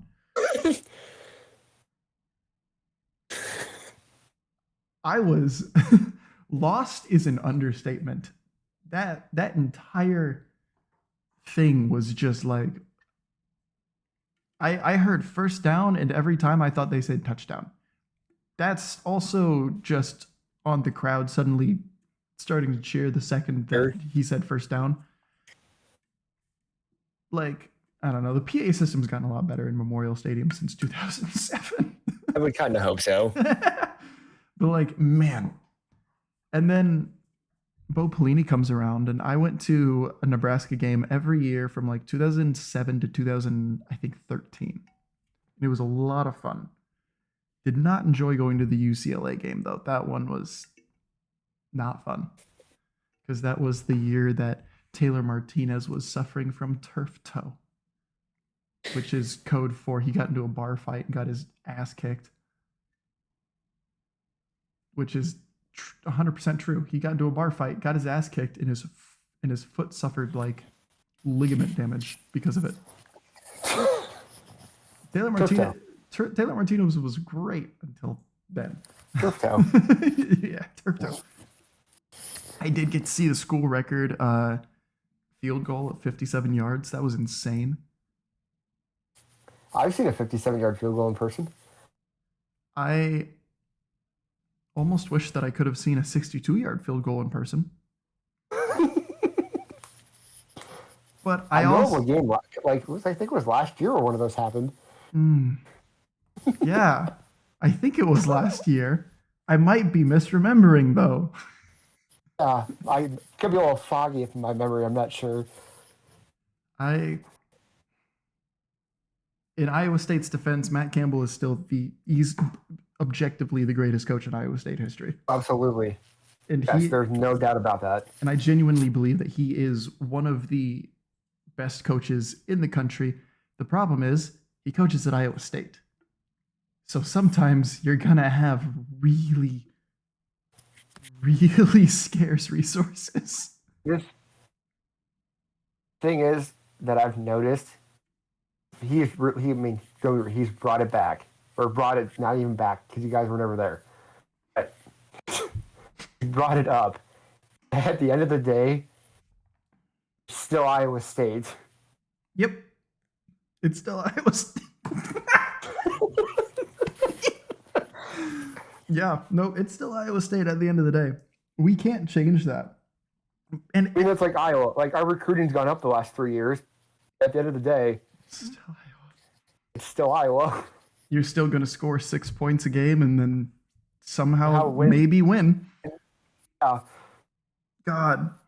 And like, hate it, but we love it. And like, I respect Kirk Ferentz at the end of the day. I might respect him a little less depending on certain things, but we'll see. I'm not, nothing's set in stone right now. Everything's still under investigation. I do respect him a little less than I did a few years ago when I found out that he gave, what was that strength and conditioning coach's name? Doyle? Well, he gave him, he made an award and gave it to him when the media was accusing him of being racist. I found that out because it was like outstanding assistant of the year or something like that. And like, it was like all over. I say all over. I don't actually know because I wasn't fucking paying attention to college football in 2016. I was busy being sad. And like, I definitely didn't pay attention to Iowa until I got to Iowa State. Any Nebraska fan that says that that's a rivalry is fucking delusional. It's not. Any Iowa fan that says it's a rivalry is even more delusional. The Big Ten is trying to make it one. I've hated that. For forcing it upon us. It's stupid. Game. Cyhawk to not have a trophy. Cyhawk is a real rivalry. It's a natural rivalry. Us in Minnesota? Yes. Sure. I don't comment on how many. I can't comment on how many rivalries you guys have in football. Keith Duncan did. on this program, by the way. That episode is currently up on our YouTube, Spotify, Apple Podcasts, Amazon, Deezer. Like we were going ham back then. That was our first audio only episode too. Yeah, Keith Duncan. I remember asking him, I was like, so like what do these rivalry games mean? You know, and he goes, to each guy it's different. The biggest rivalry is going to differ per person.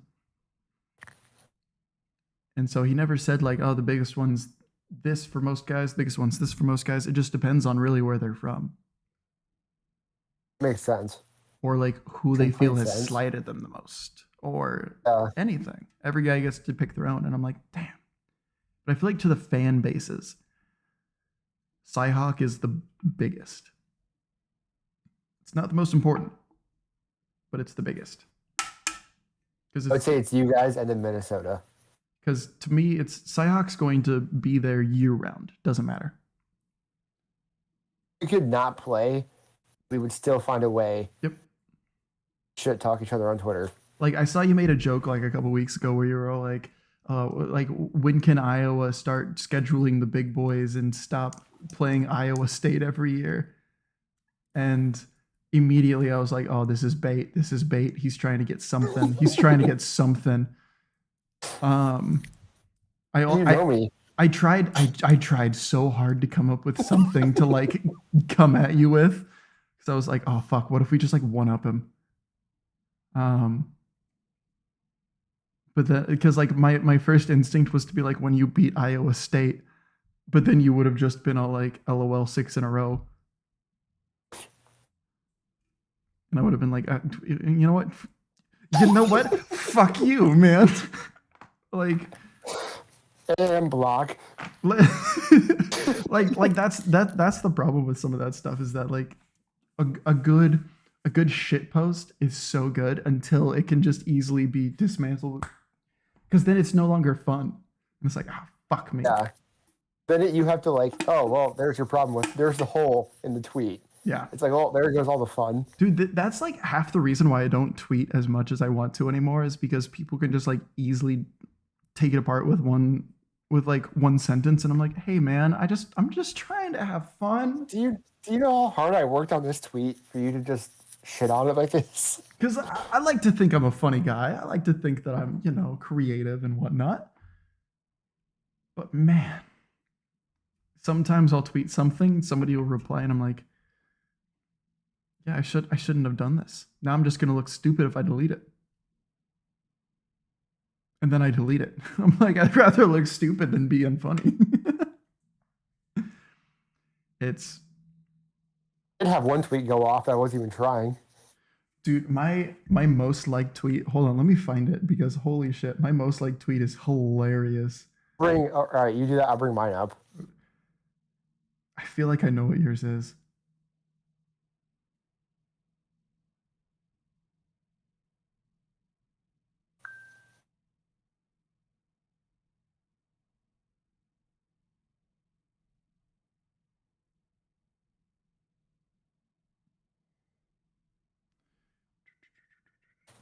It's been a while since I tweeted that. Oh, I bookmarked mine.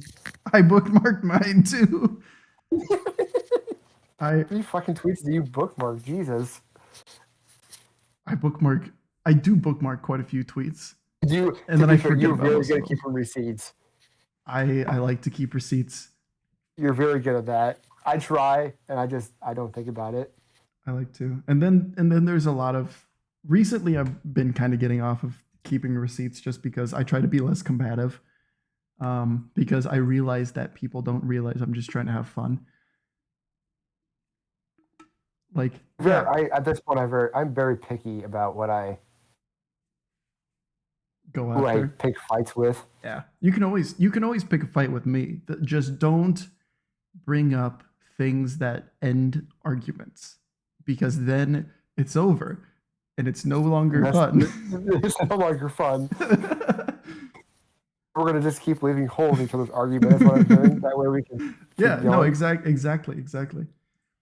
So my previous most liked tweet was the one where I absolutely destroyed Sam, who apparently thinks that it's stupid to have pronouns in your bio. Um, for anybody who thinks that, I'm not directing this at you, Austin, I promise. For anybody who thinks that it's stupid or insecure or it validates your opinion to have your pronouns in your bio, more than anything, it's just kind of normalizing it, because there are a lot of people who get persecuted and harassed and sometimes physically harmed because they identify with different pronouns than they were assigned at birth. So that's why I have my pronouns in my bio. Just, all of you can fuck off. Okay? Like, your opinion matters very little to me, because your opinion is usually going to be like, LOL, pronouns in bio. Yeah, what are they gonna learn there, bud? Huh? What are they gonna learn? They're gonna learn about Gregor Mendeleev and how he created the Mendeleev square for genetics. Is that what they're gonna learn in bio? Tell me. Bio, who cares? Fucking Christ. Yeah, I'm a he, him. Okay. Cool. What is that? Yeah, so that invalidates my argument about how Iowa has the 129th ranked offense in the country. No way, aren't you guys up to like 126 now? We jumped up because of the Northwestern. So Yeah, didn't you guys score like 14 points? Scored 33, actually. Shit. I know. Guess what? I fucking lost a bet because the overhit. Oh, fuck. Dude, like Iowa Northwestern. Yes. The over should not have hit on that. Oh, no, it should not. Both teams are I think it was like 31 and a half. Both teams are 31 and a half. Both teams are bad this year. I will say Iowa is bad. I will also say that Iowa State is. I won't say Iowa State's bad, because I will say Iowa State is Iowa State right now. It's a whole level of their own. Iowa's offense is bad. Yeah, they do have a top defense. Team, overall, you're not bad. It is the offense. Yeah. So my previous most liked tweet was like 400 some, where it was a picture of Sam after he was all like, I've only had a bad experience at one visiting stadium. Can you guess which one it was? And somebody replied with a picture of Sam at Jack Trice as an Iowa State student. And he goes, not Jack Trice, LOL. And I just screenshotted that and tweeted it out and said, do you guys want to see a dead body? Sam blocked me and then replied to my tweet. Yeah. In that order? Yep. Okay. So I couldn't see his reply. His reply just said, LOL, that isn't me. No, it was him. It was him. It was on his Facebook page, apparently. So that was fun. And now my most liked tweet has 1,476 likes. Oh, just wait. What? And it says it's a reply to somebody who was replying to a tweet. And he quote tweeted the tweet that he was replying to in the replies. And I asked him, I was like, did you just reply to a tweet with a quote tweet of the tweet you're replying to? And that got so many fucking likes. And then it created a gorgeous thread. I'm gonna send it to you, because you truly want to look at this. You truly don't understand how artistic it is. It is gorgeous. It is actually incredible. But what's your most liked tweet? All right, so it's a quote tweet. Okay, from the University of Iowa. Is it the Tiger Hawk one? No. Their tweet says, quote, new, the University of Iowa surpasses Harvard, Princeton, as the number 2 university in the country for writing. Iowa is the only public university in the top 10. Ranking recognizes the importance of teaching writing and communication in all disciplines. Their tweet has 1,778 likes, 93 quote tweets, and 231 retweets. Okay? I always does. I quote tweet this on like a random Friday at 10:21 in the morning with, but can they write a new offensive playbook? My phone goes ballistic. I'm at like 5,000 likes before lunch.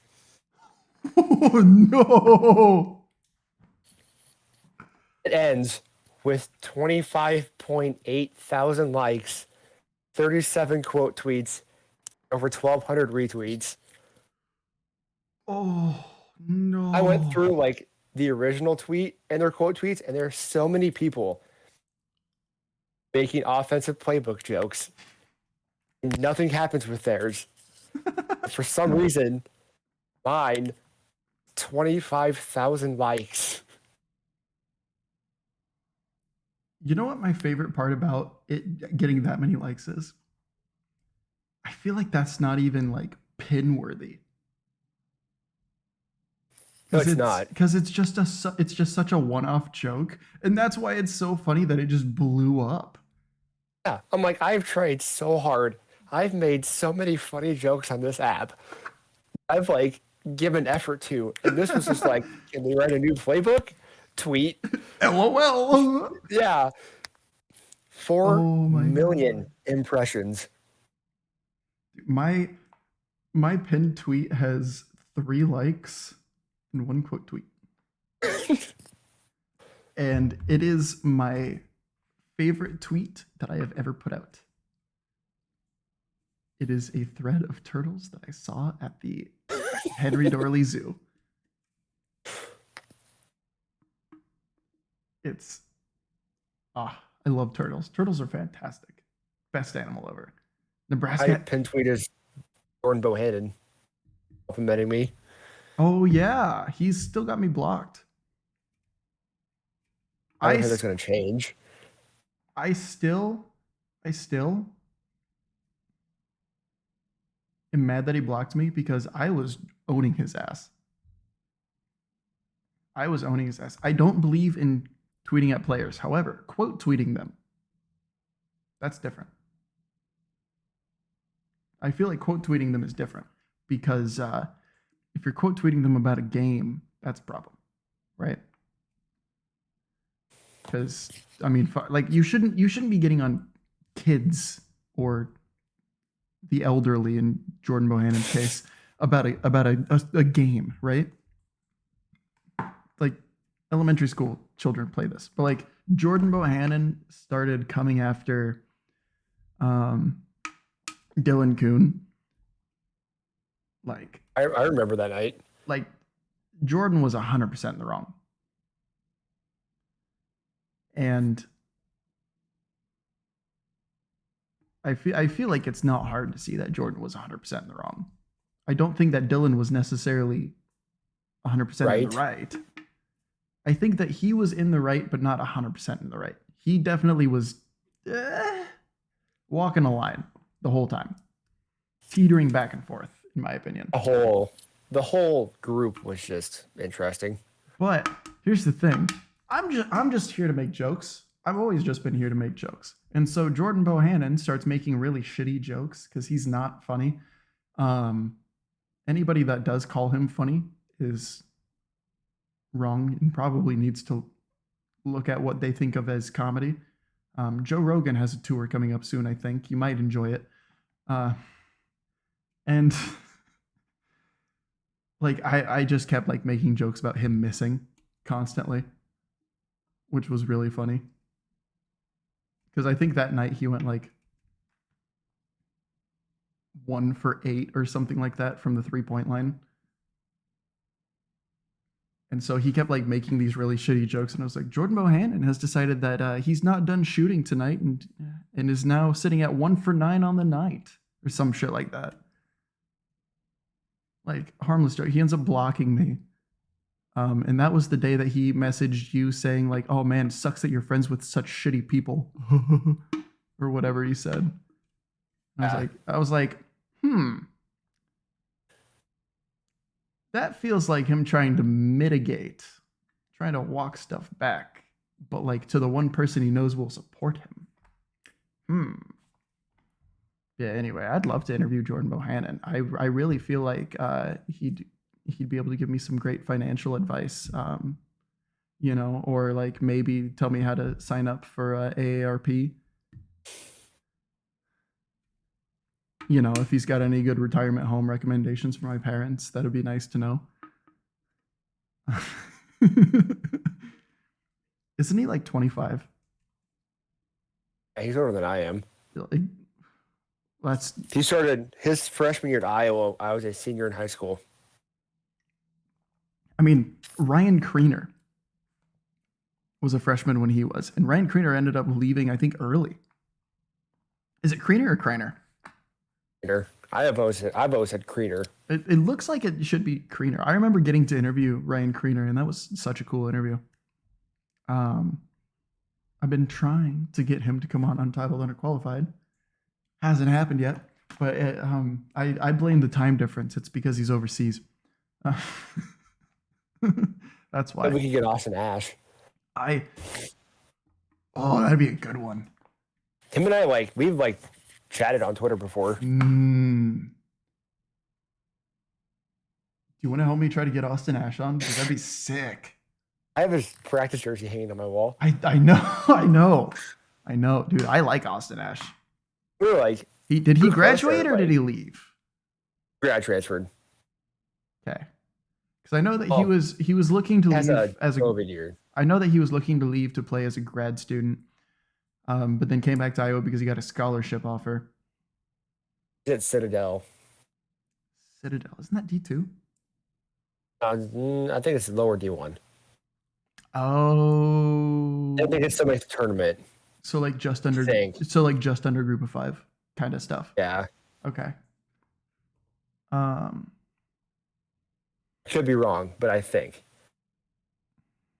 I know I've heard the name Citadel a lot. I'm pretty sure they have a football team. Yeah, because Bama plays them in week 17 usually. Yeah. Dude, how does the SEC get away with that? They have 3 non-conference games to start the season, and then fucking 2 weeks left in the season, they have another non-conference game. We're playing Wisconsin. You guys have Kansas State, which is always tough for you guys. It's a rivalry. I mean, we have all these tough games, and they're like, "Oh, we're playing Furman today." Yeah, they're like, "Hey guys, by the way, today we're playing Ridgemont High." We're playing Tuscaloosa High. Their JV squad, actually. And actually, we lied when we said JV. It's their teachers. We're playing their teachers, specifically just their librarians, all 3 of them. Yeah, they have to play all 11 positions on the field at the same time. They have to line up 11 people with 3. Yeah, it's the rules. It's the rules. We don't make them. Exactly. We just schedule them. Have you ever heard the SEC conspiracy, which I fully believe in? So I'm gonna take that blank stare as a no. Very curious. I've heard a lot of them. I was curious which one. So this is the one about ESPN and the SEC. So back in the 90s and early 2000s, the SEC was bad at football. And the only time that they were half okay was when Nick Saban was at LSU. Because Nick Saban was, Nick Saban. Yeah, he was Nick Saban. But suddenly ESPN gets a contract to be the exclusive source for SEC's primetime slots. Okay, sure, that's fine. Sports Network, yeah. And then they start talking about how the SEC is just so good on defense. Because it's a low-scoring game. They're just so good on defense.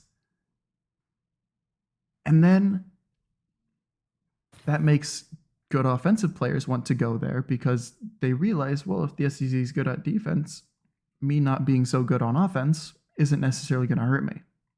Yeah. Because let's say Brock Purdy was Iowa State's quarterback this year, right? And the Cyhawk game happens. He throws for how many fucking yards and only scores 13 points? I'm sure that the 49ers still would have been looking at him, you know? Yeah. Because Iowa's got a really fucking good defense. So all these players start going to SEC schools on offense, and then suddenly their offenses start getting good. God, the SEC's just got that SEC speed. I tell you what, it's just that SEC speed. SEC's just, so good. Faster than everyone. They're bigger and faster and stronger than everyone else. And then Urban Meyer wins a championship down in Gainesville. Mainly because he had a killer tight end. Still waiting for that 30 for 30 on that team. But then that makes all of these defensive players want to come play in the SEC. So suddenly the SEC is really, really good. Urban Meyer wins that championship in Gainesville. Comes close again.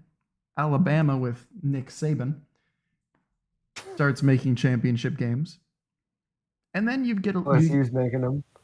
And then you get a little bit of a lull in the SEC themselves, which was fine. The BCS was kind of doing its thing. FSU won a title. I think a couple of other teams won a title. But then comes the college football playoff, which is exclusively on what network? ESPN and ABC. Which are both owned by Disney. Yep. Which means ESPN now fully controls college football. Which is why I believe a one-loss Ohio State will still make the college football playoff, because that's Urban Meyer's team.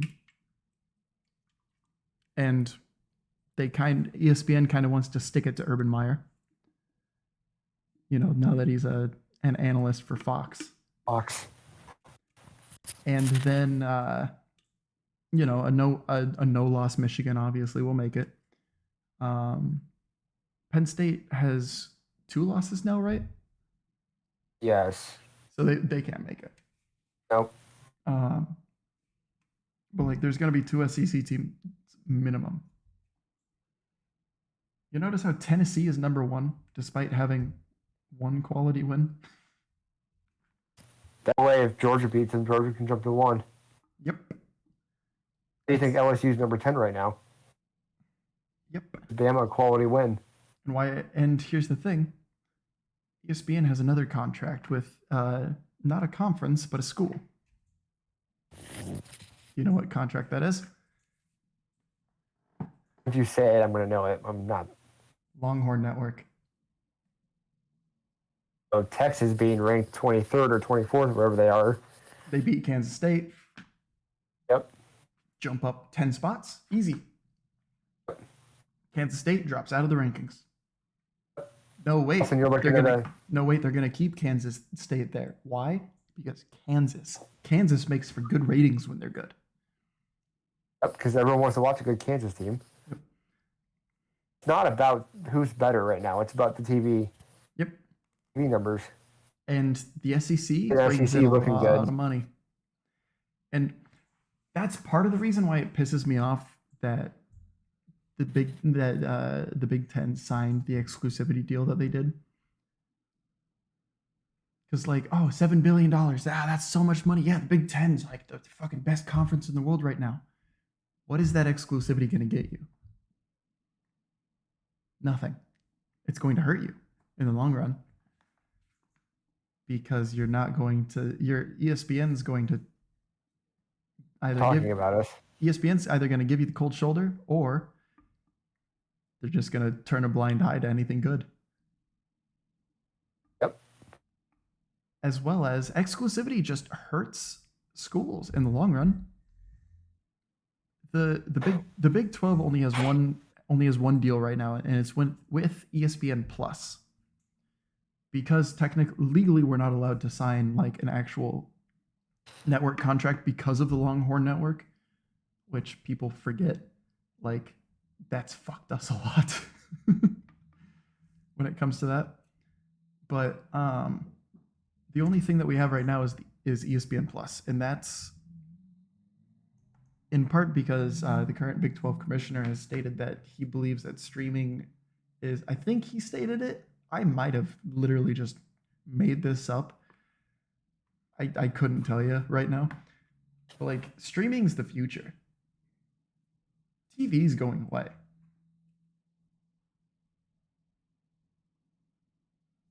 You're right. Streaming TV is like a small middle step. So I mean,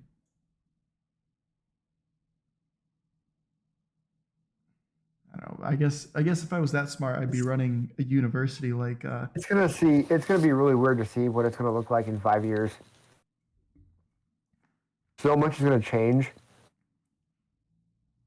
I think I like conference wise, TV wise, everything. I always like talking to you about this stuff because when we're not in like a public space, you're always very middle ground. You're always very like moderate like me, where like you can respect what needs to be respected, but also understand like some stuff isn't great. And like I understand if you're like stoked for the $7 billion TV deal because holy shit, that's a fuckload of money. Like, dude, that's a lot of money. Like Kinnick could actually become like a decently sized stadium with that much money. How much does Kinnick hold right now? 69,000. 69,000. That is about 25,000 less than Memorial Stadium holds. It's also about 25,000 more than Memorial Stadium sees. So take that how you will. But like when we did our renovation to the north end zone, we lost seats. So did Texas, which I don't understand why you would ever try to lose seats. Oh, so like just to have an off-center uterus? Like, yeah, I don't understand why they would do theirs. Ours we built up. We didn't go as far back then. Then we added more club level seating in the middle. It brings in more money that way. Iowa State's boxes are on the main level, like the main concourse. They're on that level. Yeah, Iowa's is not. So just imagine you spend like 30 grand to get a box for the season, and you're sitting on the same level as everybody else, but further back. My dad and his friend have just walked in there during games. At Iowa State? They went, yeah. No, yeah, you usually can. There are empty ones all the time. They like just walked right into. Like, no, I've tried that at Iowa. It doesn't work. There's empty ones at Iowa. I mean, there used to be, I should say, not necessarily now. Well, there might be now. This season, maybe. Yeah, like usually there were like some empty ones because like that's a solid amount of money to be committing. You know, I say 30,000. It's probably more because like, let's be real, it's air conditioned. Sometimes you need that. Oh, I don't even want to know what Iowa's is. I mean, dude, it's too much for me. Larry the Cable Guy has a box at Nebraska. And like you buy those for like 10 years. And yeah, they make you commit. And his cost him, I think it was like $500,000. Jesus. Like it's a lot of money. Like obviously he got a deal because he bought long term, but still it's so much. Nebraska, I want to be in a Nebraska box. I've got to be in the press box, not for a game, but I've got to be in there. Holy shit, that view is incredible. Memorial Stadium is such a beautiful place, in my opinion. Yes, the Nevada game, my uncle ended up making his way into the press box after all the rain delays. Watched the game from up there. I've made my way into the Iowa State press box on more than one occasion. It's part of the reason why I don't go back to Ames because I'm afraid that those same security guards are there. I've never been in Kid Express box. I don't have a major interest in press boxes except that Iowa State's is just fucking concrete. So I was like, I need to see this in person. It was concrete. I knew what to expect and I was still disappointed. Like it was still bad, to be honest. Yeah, like during warm-ups, he called me from up there and was like, "Turn around!" Like I found him. He's like, "Why are you all the way down there?" I'm like, "I would rather be like in this than." I mean, don't get me wrong. Press box seats are awesome. Like, I want to be right here. I want to be right in front of the players, right behind them. I want to be in the action. Press box seats are my goal for a Saints game in the Superdome. That'd be sweet. I've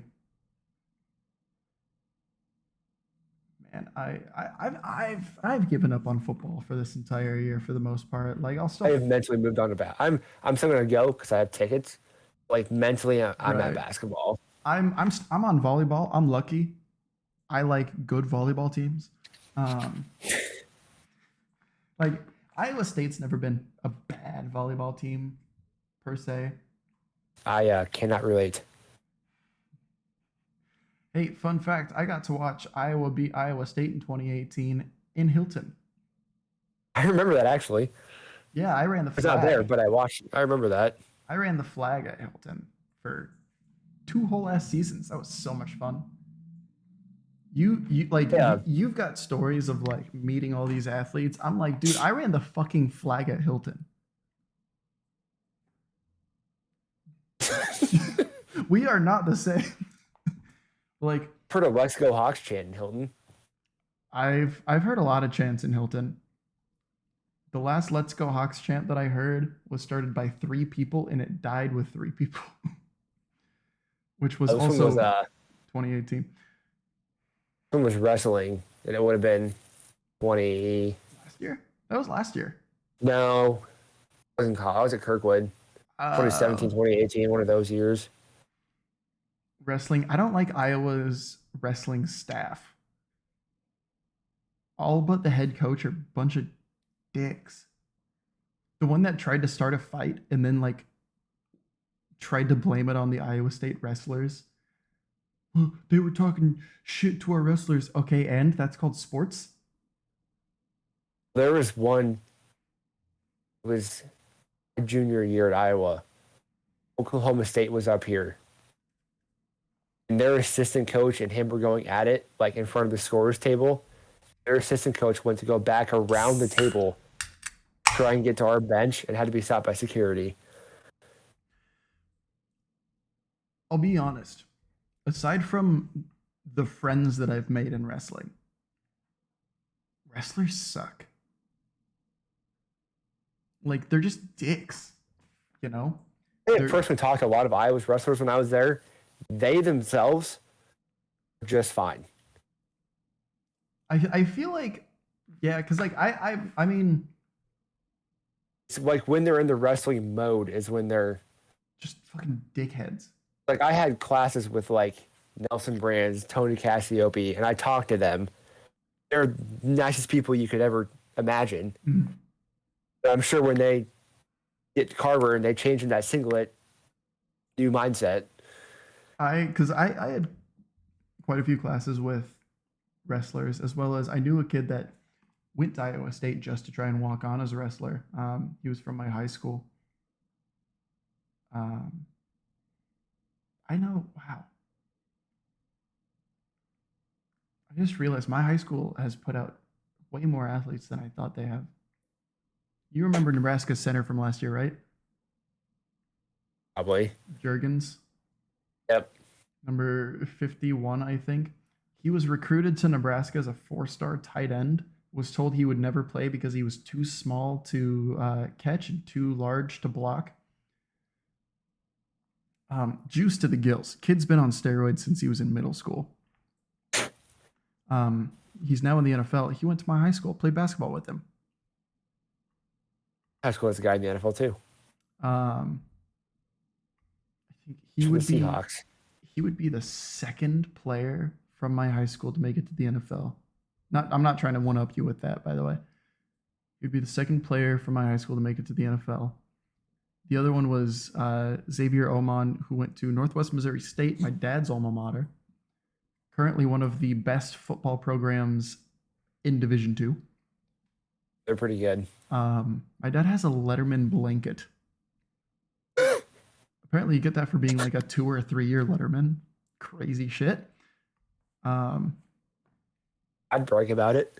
And then he like played for the Bills. His career ended early because of injuries, which you can't do anything about that. Obviously, he's a success. You know, same metric as Luka Garza. I can't say I've made it to the NFL. I can't say he's a failure. So I mean, that's what I hate.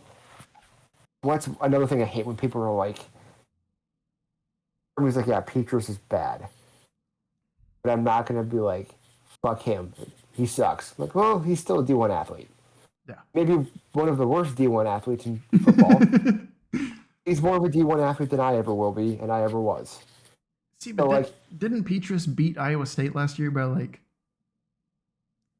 13? Fuck, what was 10, it? 13? No, wasn't last year close? No, it was 27-17 last year. Oh, so it was a 2-score game. I'd say that's close. It's close for us. Yeah, Petrus won. Petrus did well last year. I think the issue is your guys' playbook. Like, fuck. We beat Penn State, and then we just forgot how to play football. Well, you guys beat Penn State? Yeah. This year? Oh, last year. Oh. We were doing just fine. We beat Penn State. We lost to Purdue and Wisconsin back-to-back. And we just forgot how to play football. Football this year is so weird. So weird. Like, in my opinion, the Big 12 is good at football. They've never really been bad at. No, they have been bad. Since 2019, the Big 12 has not been bad at football. The problem is the teams are pretty equal for the most part. So then everyone beats everyone, and it looks worse. And it looks bad. But then so you that see one team who's been making it out, Oklahoma. Yep. So much better. And then you see like the Big Ten where one team will dominate the East every year. Like, dude, people were saying that the Big Ten was really bad last year because both Michigan and Ohio State were stomping everybody. They're just that much better than everyone else. Exactly.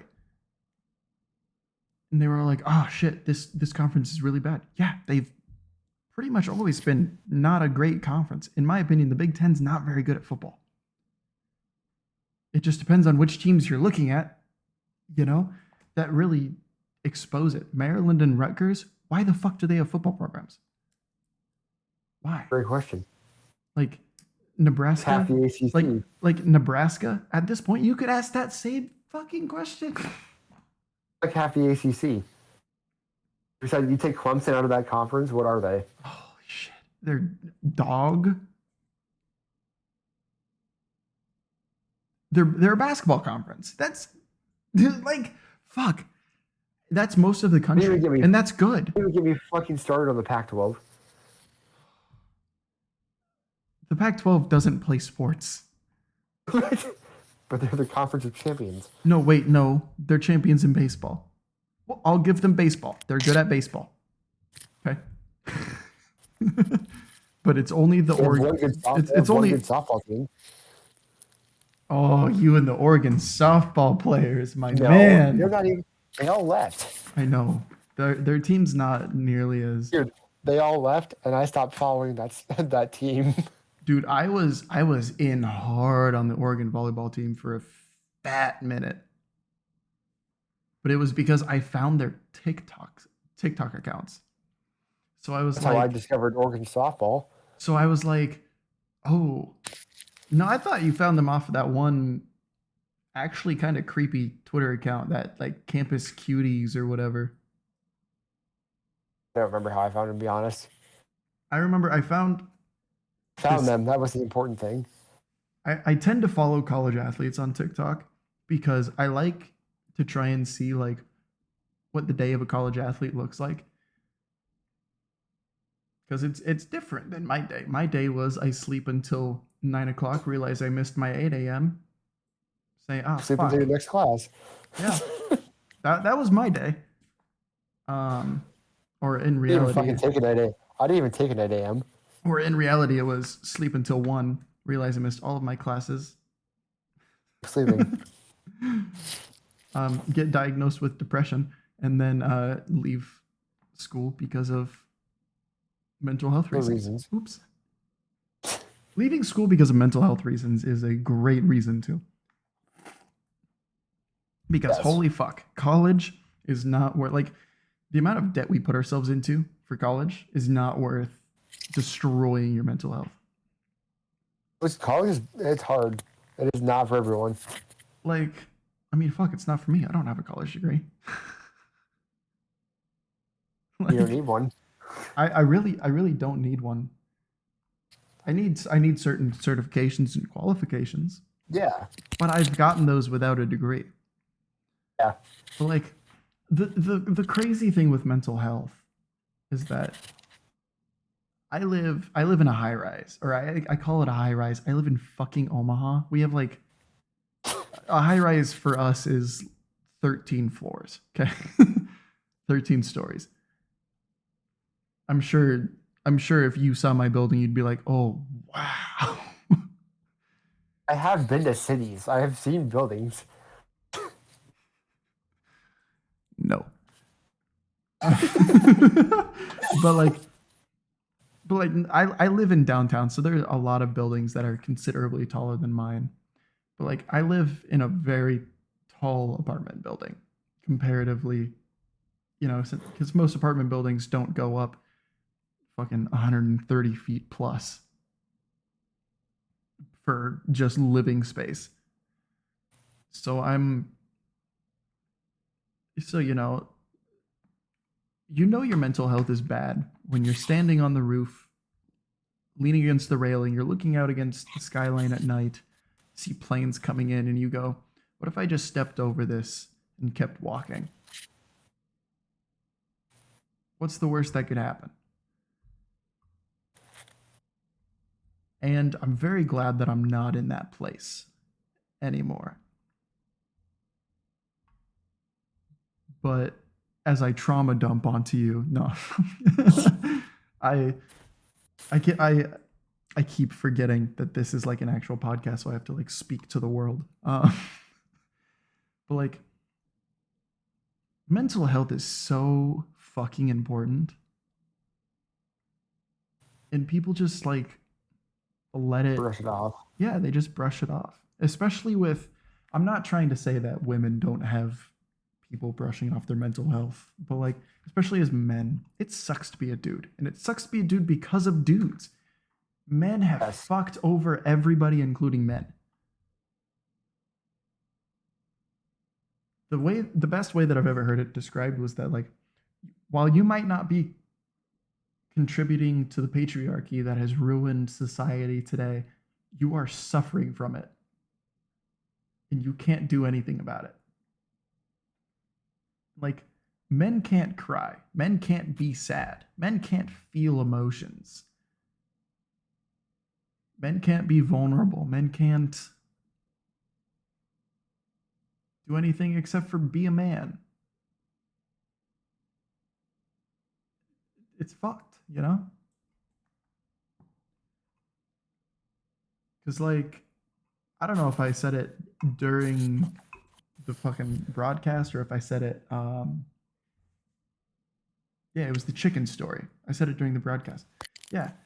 Like, my mental health has been dog shit recently. I haven't been to the point where I'm all like, man, I just want to end it all. And I'm very grateful that I haven't made it that far. Like, I'm starting back up Untitled Underqualified on my own, because I need something to kind of focus on to keep my mental health in check. Because obviously sports aren't doing it for me. Like, Baseball turned out bad pretty quickly into the postseason. Go Who's your Redbird. team made your team made the Cardinals. postseason? Cardinals, yeah. That's more than I can say. It sucks because I started cheering for the Cardinals like spring 2011 because I bought a bracelet off of a kid, an Albert Pujols bracelet off of a kid for $20. Totally misunderstanding what had been said and or known. Bought it from him for $20. Was supposed to be $5. Turned out to be $20. And so I decided I was going to be a Cardinals fan because of that. I feel like that's a valid reason, right? Everyone has their own stories of why they become fans of teams. I mean, we're in 7th grade. I don't fucking owe loyalty to dog shit. And here you still are. And then suddenly, Cardinals win the World Series, so I get called a bandwagon a lot. And I'm like,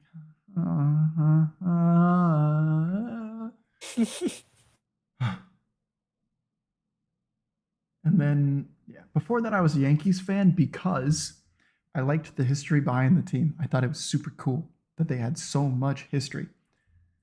Because if you haven't noticed from my many stories, I'm a big history nerd.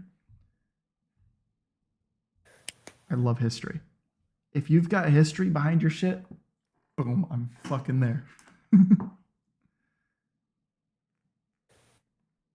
I'm cheap and easy. Cheap and easy.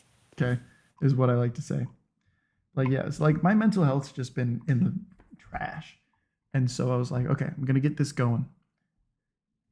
And this is like pretty much the only thing that's been keeping me rolling, aside from like the few times where I get hits at work where I'm like, oh shit, I finally fucking sold something. Let's go. Because I get commission.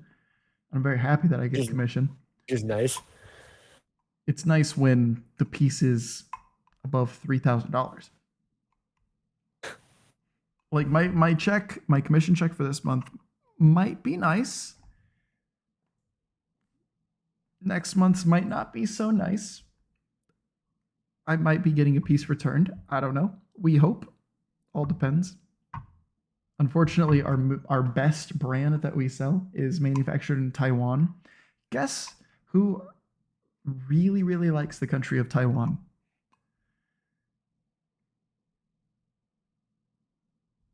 Us. It is us. Also China. China controls all of Taiwan's exports currently. And so we ordered more pieces from them. They don't have a distribution system in America. So we ordered more pieces from them in July. They'll be here in December. If we're lucky. So yeah, China sucks ass. Also, China's failing like on an electricity front, which is super funny. China's just failing. Most of the world is failing. The world is failing. Yeah, let's be honest. It's a lot. Have you noticed how fucked the world is right now? Extremely. Extremely. Like just starting with America, Saudi Arabia is our biggest problem right now. Because Saudi Arabia is partnering with Russia. Oh, that's cute, isn't it? Saudi Arabia is partnering with Russia in their coalition to devalue the US dollar. They think that it's worth too much. Well, fun fact, the euro is worth more. Maybe start there. Maybe Russia should switch to the euro, considering the fact that they're partially in Europe. Also, I like that Russia is in Europe. Like, their capital is in Europe, but then Vladimir Putin's like, no, we're our own thing. You guys can fuck off. Because why? Because it's Russia. But like, yeah, so like China, Russia, Brazil, Saudi Arabia, and then another country is trying to join that group where their entire goal is to just destabilize the American economy. But Saudi Arabia decided that the way that they were going to do that was to stop oil production or not production, stop releasing oil barrels by 80%. Because oil isn't worth as much as they want.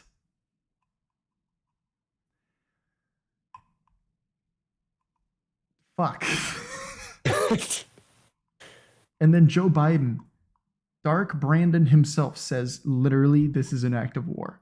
If you do this, this is actually you declaring war on us. Like you're trying to cripple us. And Saudi Arabia then goes, hey, you just released 14 million barrels of oil to stabilize gas prices? Stop that. You are declaring war. And Biden's like,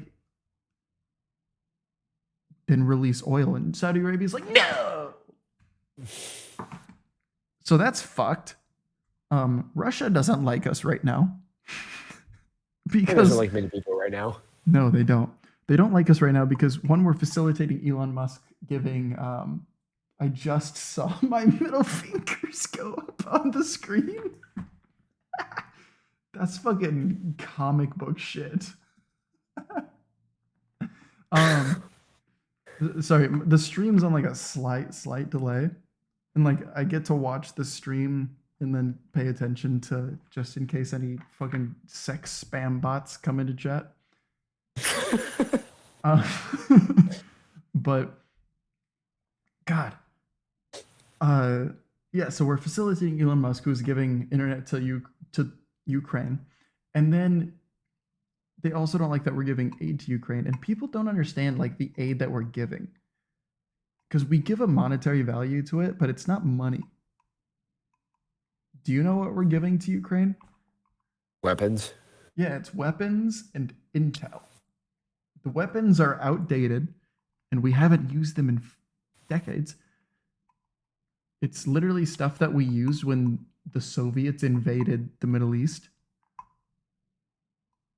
And then the intel, obviously, it cost us money, so we put a monetary value on it.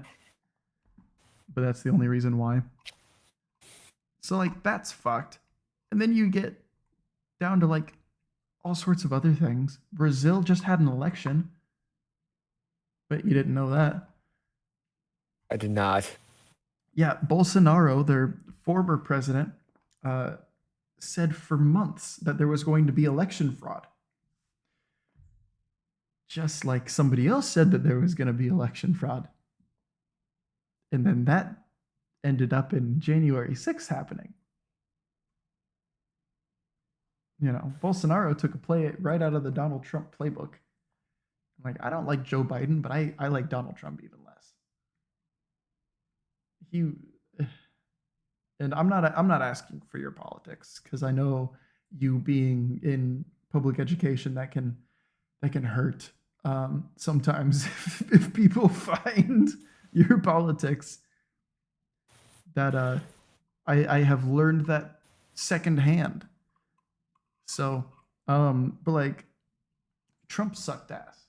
Biden hasn't been much better, but hey, you know what? He gave me like $12 to $18,000 total worth of debt relief. I'm chilling on that. I'm like, hey, that's cool. I like it.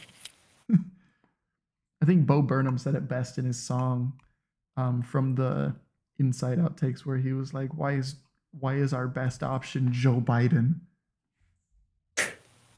We didn't have a good option in 2020. We really didn't. I don't think we've had one for 2 elections. No, yeah. I liked Obama. I actually, like, in hindsight, I liked Obama a lot. I'm talking not that one, the other one.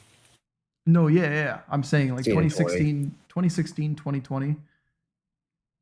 We really didn't have a good choice. But like you go back to Obama, I liked Obama, actually. And a lot of the stuff that he did would have been good had he actually had support, in my opinion. But man, since 2016, it's become everybody against the alt-right. And it sucks. Because suddenly we're just a country that's just completely divided. We're a world that's completely divided. because like Bolsonaro goes in Brazil, he goes, oh, there's going to be election fraud. It's guaranteed. Suddenly he loses. He has not truly conceded. And truckers are putting up blockades in Brazil. So that's fun. Truckers are putting up fucking blockades in Brazil. Then you get Turkey, who's making a canal, like a path between seas for cargo ships to go through, just so that they can get past the UN's sanctions on them and the strait that they have that connects the Mediterranean Sea to the rest of Europe. The world's going to shit. The world's just going to shit. It really is. Fun time. But with that being said, it has been one hell of a time talking to you for the last 3 hours, Austin. It was a very fast 3 hours. It was, because you're just incredibly easy to talk to. This was much less a podcast episode and more so catching up with an old friend of the podcast. And yeah, at the end of the day, everybody should remember that the world is fucked. But Austin, do you have anything that you'd like to say? Anything that you'd like to promote? Not really, to be honest. It was a lot. I will admit that I was the one that was mostly talking, but that's just It because is your podcast. I do just kind of tend to talk, and for as much of a plan as I thought that I had, I guess we didn't follow that at all. No. No, it was a lot different. Last week I had Amy on, and my plan was we talk a little bit about a streamer that came out about being abused by her husband, very similar to Amy's former situation. And then we started to talk about that. That quickly devolved into just fucking. We talked about Nintendo games for a little bit. You and I have covered a lot of topics tonight. It's very reminiscent of the last time you were on, for sure. And at the end of the day, that's why Jason and I started this podcast, and hopefully I'll have Jason on a few episodes here. Hopefully, the geriatric that he is. But like, we started because I feel like normal people don't have a voice. I'm less. I would argue that I'm less special than you, and you're not special. When you compare yourself to the typical people who get a lot of exposure. Yes. Because like at the end of the day, you and I are both average Joes. Me being much more average than you, obviously. But that's why we started this, to just have people on. And I am excited to say that my last thing that I'll say, I've got big plans for the next few weeks. I'm trying to get I've got somebody that I'm going to be trying to get on here for a yes, I'm keeping you on for this, Austin, because otherwise I'm going to be lonely. I'm curious as to who you're getting on.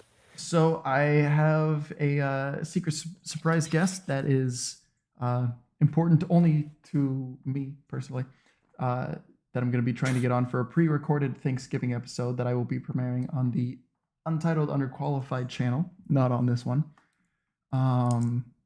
As well as I will be having two people that I actually have looked up to for quite a few years onto the podcast here in the next month or so.